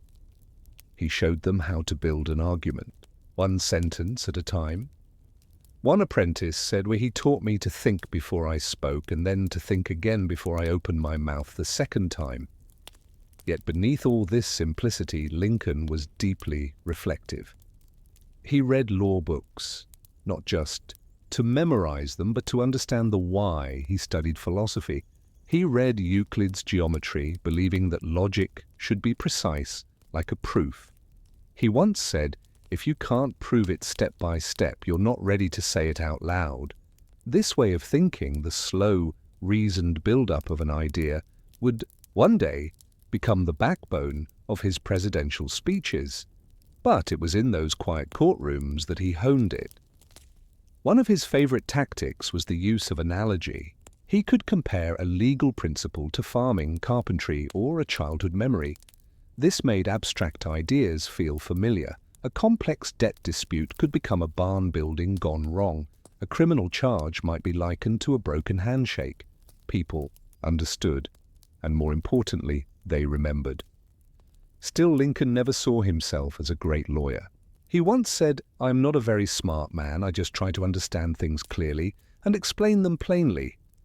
But that clarity, that humility, made him stand out. By the mid-1850s, his practice had grown. He took on larger cases, including corporate law. He argued for the Illinois Central Railroad and handled important property disputes. But even in these bigger cases, Lincoln remained the same: quiet, thoughtful, deliberate. There's a story of a judge who watched Lincoln deliver an argument, pause, sit down, and then quietly say to his partner, "I believe I just talked that jury into doing the right thing." He wasn't interested in dazzling people, he was interested in truth. And in an era of bluster and big voices, that was radical. As the 1850s drew to a close, Lincoln began to turn more toward public service and political writing. But even as he moved closer to Washington, he never lost the habits formed in those courtrooms. His presidential speeches, filled with moral logic and plain language, were born from these arguments before juries of farmers and neighbors. They were crafted not for scholars or elites, but for the common man. Because Lincoln understood something most politicians didn't. If you want people to follow you, they must first feel that you understand them. And for all the cases he won or lost, that was the argument he made best. When Abraham Lincoln took the oath of office as president in 1861, many doubted he was up to the task. He was, after all, a man who had spent most of his adult life arguing fence lines and debt settlements in small-town Illinois.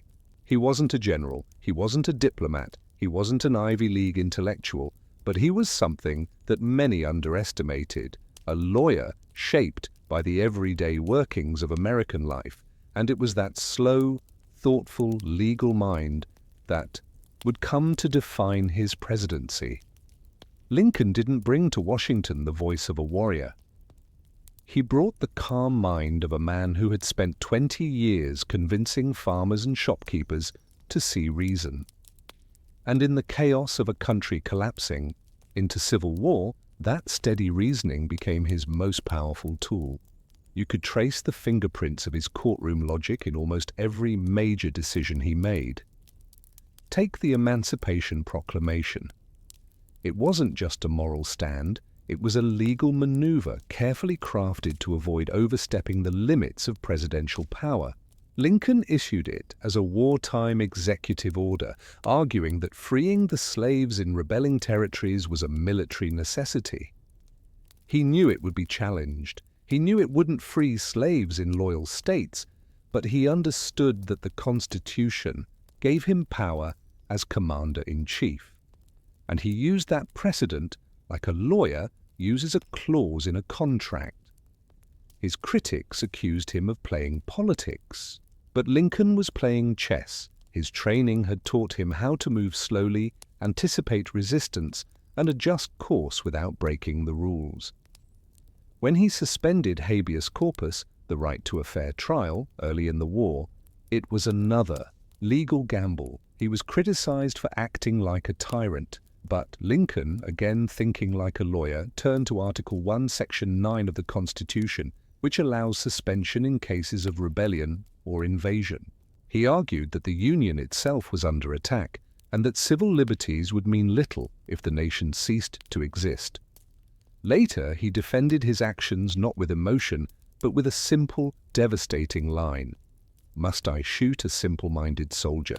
Boy who deserts, while I must not touch a hair of a wily agitator who induces him to desert.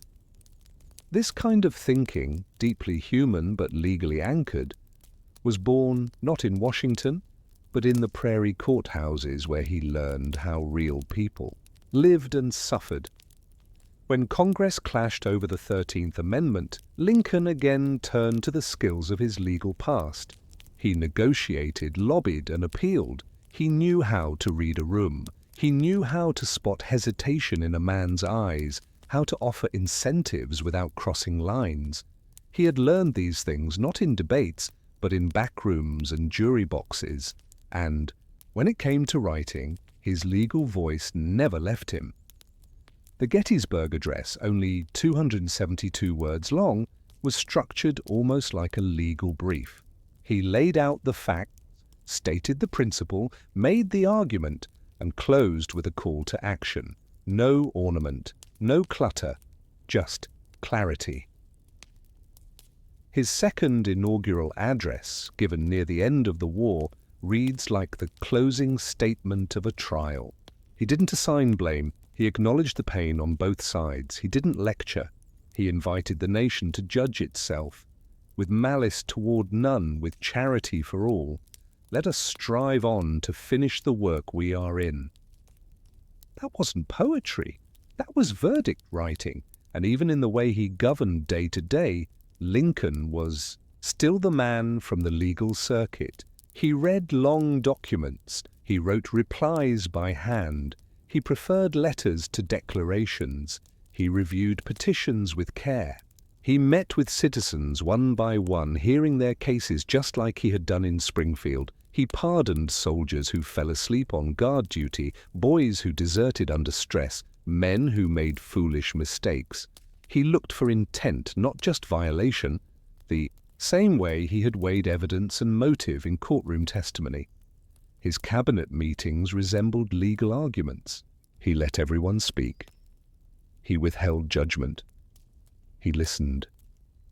Then quietly he'd say, "Let us look at it from another angle." And when faced with betrayal or resistance, he didn't explode. He reflected.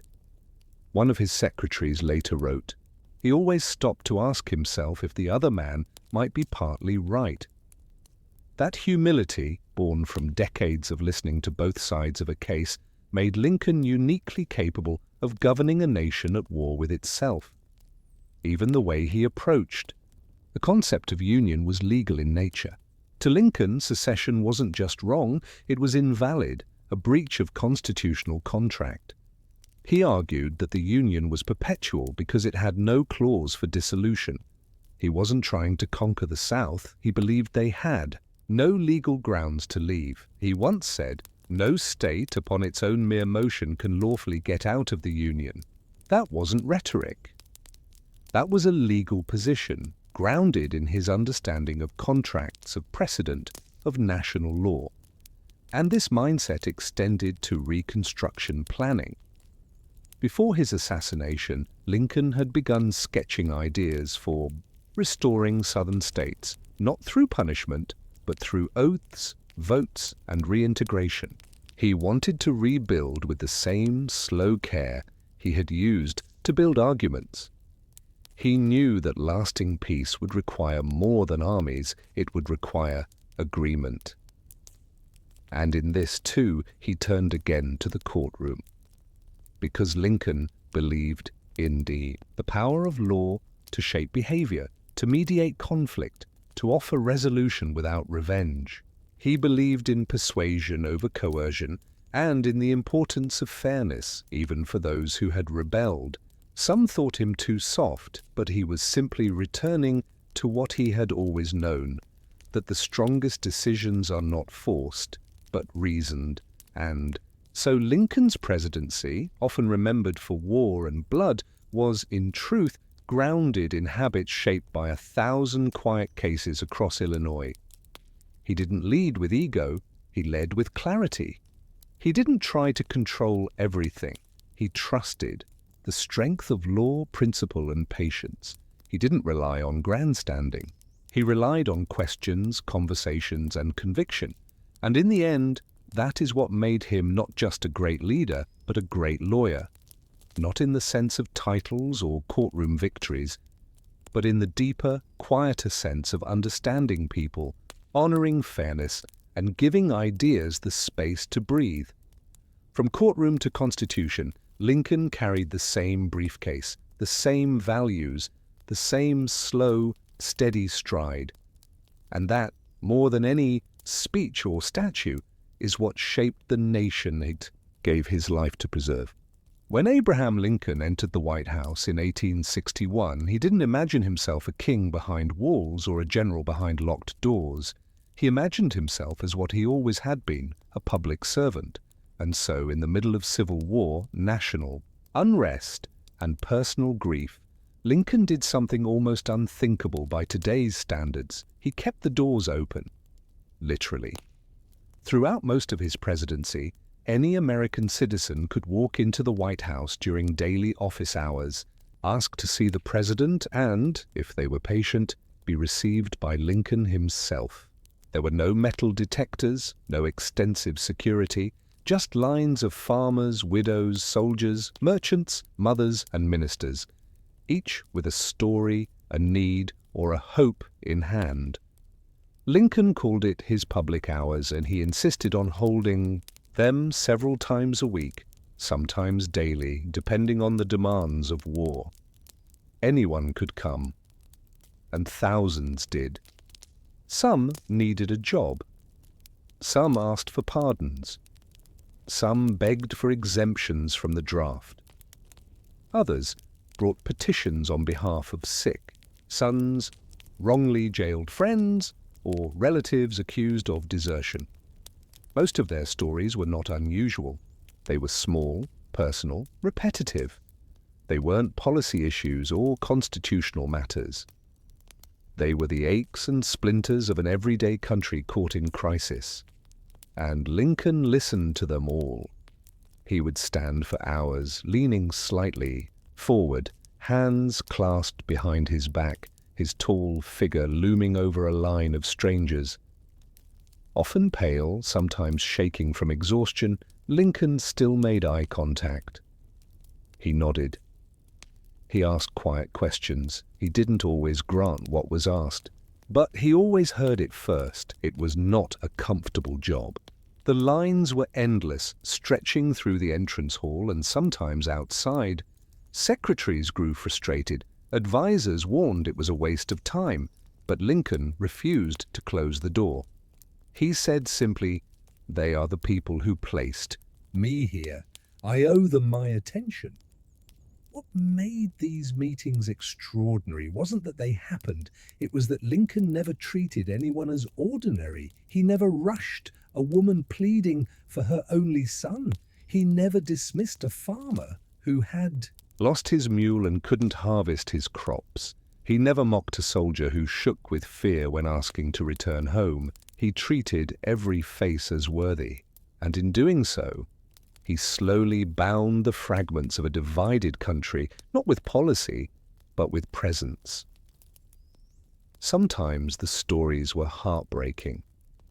A mother might bring a tattered letter from her son in the army and ask for news.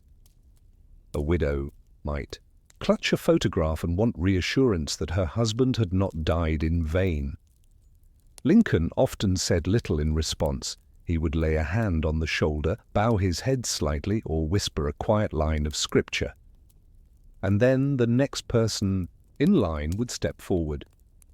He spent hours at a time doing this, often missing meals. The secretaries began to call them the miserable days.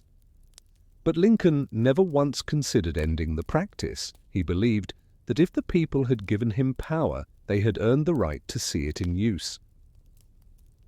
He also saw these meetings as a form of justice. For every official letter from a senator or governor, Lincoln received 10 ordinary letters or visits from citizens who had no power but carried hope. He never said so publicly, but he often prioritized the requests of common people over the demands of the elite. In his eyes, suffering was not ranked by status.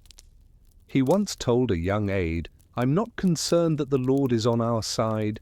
I'm concerned whether we are on the Lord's side." These public hours weren't just kind, they were politically radical. At a time when the government was becoming more bureaucratic, more layered, and more abstract, Lincoln insisted on remaining visible, accessible, and vulnerable. He knew the war was tearing the country apart. He also knew the deeper tier was emotional. And so, while generals wrote dispatches and Congress debated laws, Lincoln stood at the door, shaking hands, reading pleas, and whispering comfort. It wore on him. After hours of meetings, he would return to his office, face drawn, shoulders slumped. He often read letters aloud to aides, not to boast, but to process the grief. Some nights he sat alone, reading and rereading notes from parents whose sons had died. He would cry quietly, dab his eyes with a handkerchief, and whisper to himself, "Poor boy, poor mother." He never forgot the names. Years later, he would mention a case no one else remembered, citing the town, the name, and the date.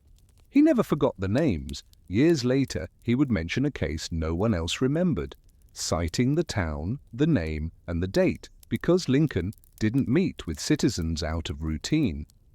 He met with them out of obligation and empathy. There's a story of a soldier who waited 3 days to see the president, sleeping on benches outside the White House. When finally admitted, the man collapsed in tears. His brother had been arrested for desertion. Lincoln read the file, nodded, and said, "I think this man deserves another chance." He signed the pardon. Later, he told an aide, I couldn't sleep knowing that my signature might stand between a mother and her boy coming home. Some thought him too lenient. Military leaders protested. But Lincoln believed mercy was strength, not weakness. The war continued to rage outside, but inside those rooms, something else was happening. A soft resistance to the hardness of war.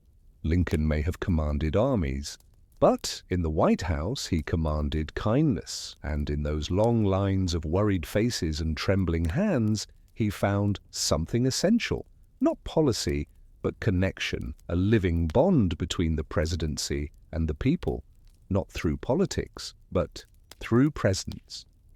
From the day Abraham Lincoln took office until the moment he drew his final breath, the White House received an unrelenting tide of letters from across the fractured nation.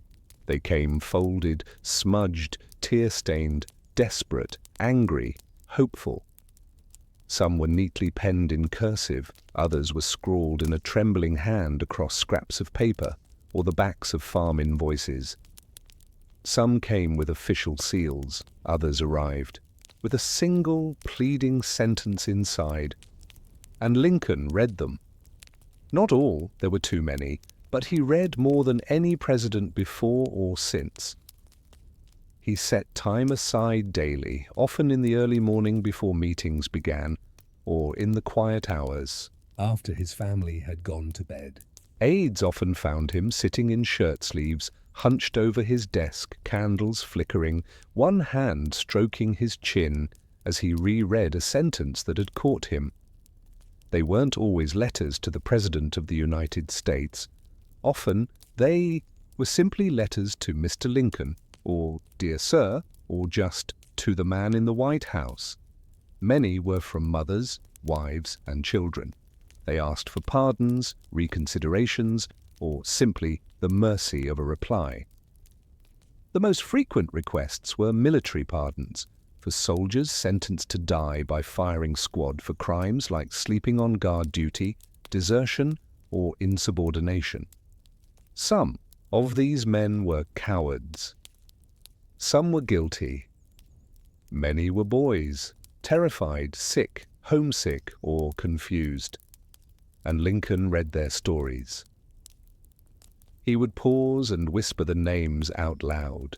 He would read letters from commanding officers, then turn to the mother's note included with the packet.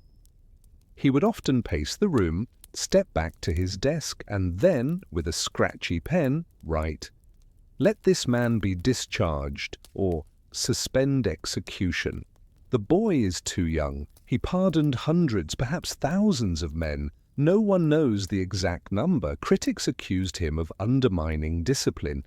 Generals fumed. But Lincoln responded not with theory, but with feeling. He once said, "I must save this man's life. I cannot afford to go into eternity with the blood of a poor young man on my hands who is guilty of nothing but ignorance and misfortune." Another time, reviewing a case of a man who had fallen asleep while on sentry duty, Lincoln remarked, "I'm not going to shoot a fellow just for going to sleep. I might go to sleep myself." It wasn't soft-heartedness. It was a deeper understanding. That war demanded structure, but also humanity. And in many of those letters, Lincoln found pieces of himself, the poor boy, the lonely son, the awkward outsider. He saw in their trembling lines a kind of unspoken national grief, and he believed the president's job was not only to lead the country, but to listen to it. Some letters were not about military matters at all. Some came from grieving parents, asking whether their child's sacrifice had mattered. They didn't want compensation or recognition. They wanted assurance. Lincoln tried to reply when he could, often with short, somber notes. One such letter, sent to Mrs. Bixby of Massachusetts, a widow believed to have lost 5 sons in the war, became one of the most revered in American history. "I pray that our Heavenly Father may assuage the anguish of your bereavement, and leave you only the cherished memory of the loved and lost, and the solemn pride that must be yours to have laid so costly a sacrifice upon the altar of freedom." It was just one paragraph, but it echoed a nation's sorrow. Other letters were more complicated. Some came from black freedmen asking about their rights. Others came from Union sympathizers in the South asking for protection. A few came from Confederate wives pleading for mercy on behalf of husbands who had defected or been captured. And Lincoln, always careful, always deliberate, read them all with the same seriousness, no matter who had written them. He believed every letter deserved the dignity of being considered. He often sorted them himself. He would carry certain letters in his coat pocket for days, reading them over and over before making a decision. He once brought a letter to a cabinet meeting and read it aloud before rendering a verdict on a pardon. Even generals couldn't ignore his handwritten notes. One military officer recalled being told by Lincoln, "I've been reading your report, but I've also read what the mother wrote." That was all he said. The officer understood the outcome. Sometimes Lincoln's letters didn't go out at all. They were written, revised, and set aside. He called these his fragments, reflections that didn't yet belong in the public eye. One read, as a general rule, "I abstain from reading the editorial pages of the newspapers. They deprive me of the confidence that I must have to do my duty." These were not presidential proclamations.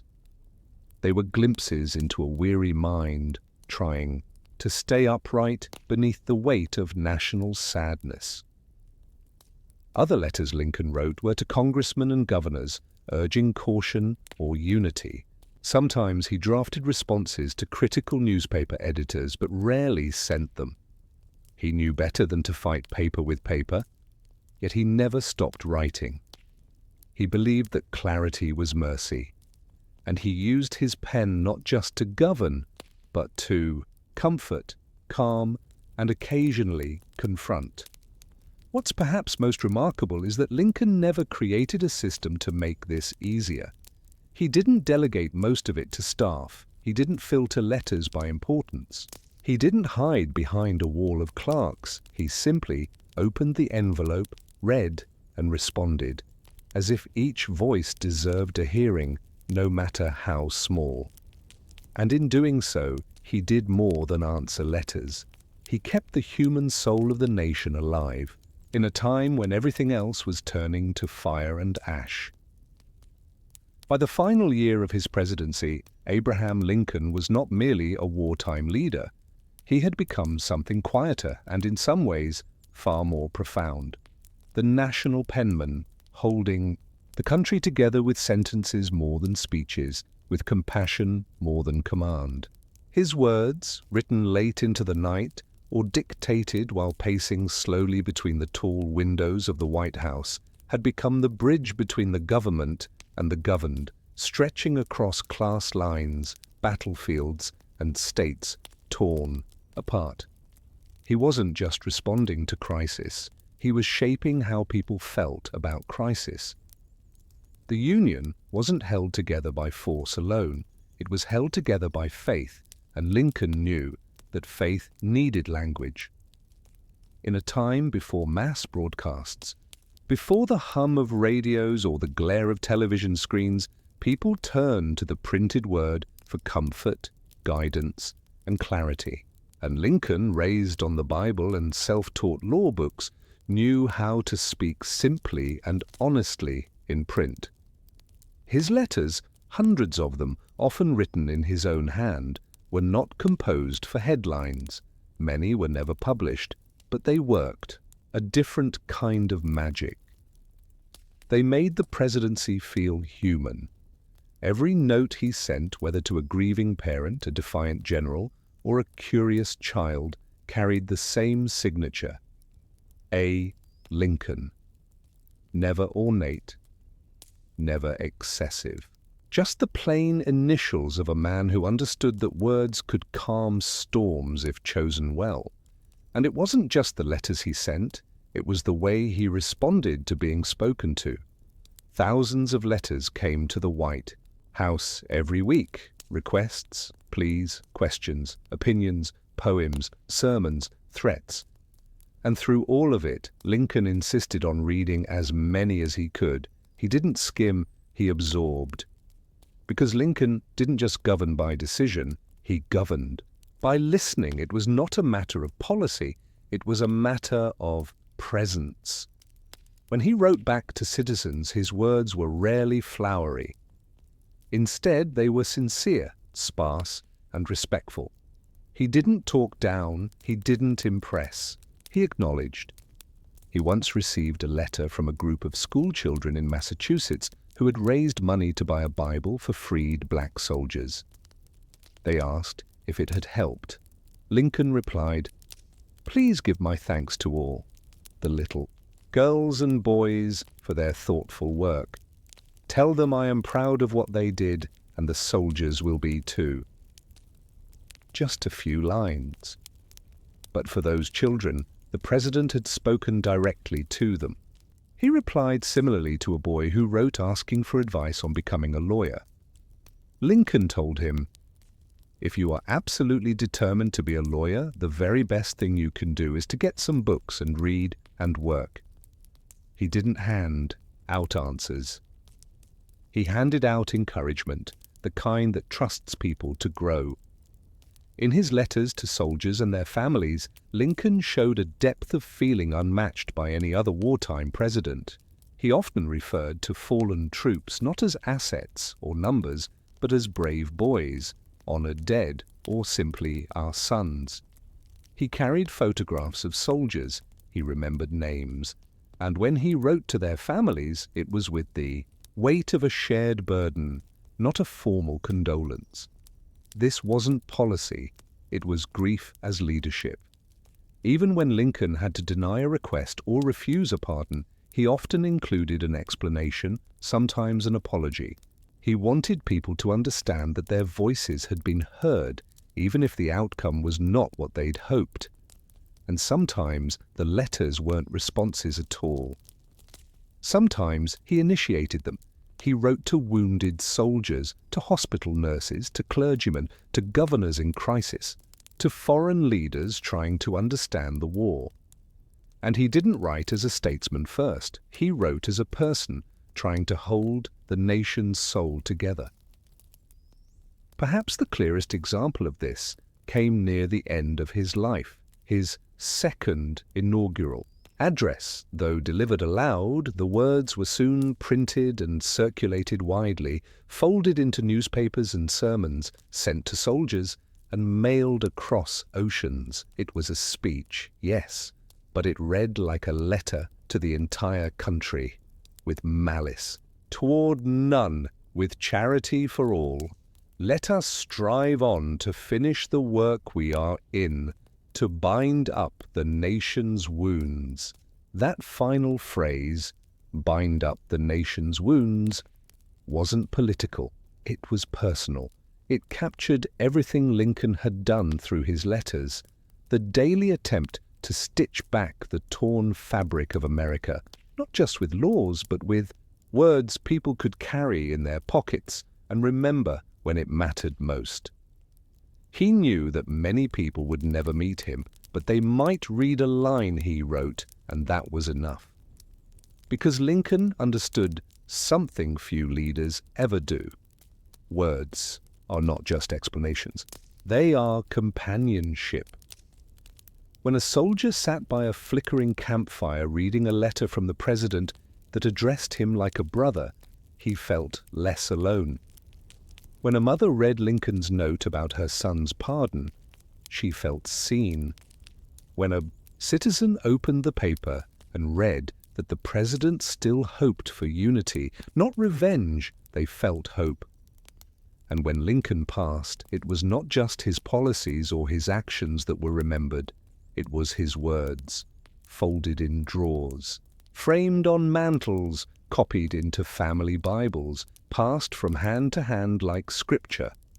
Because this president, tall, awkward, weary, had led not just with power, but with a pen. And it was through that pen that he taught a wounded country how to feel again.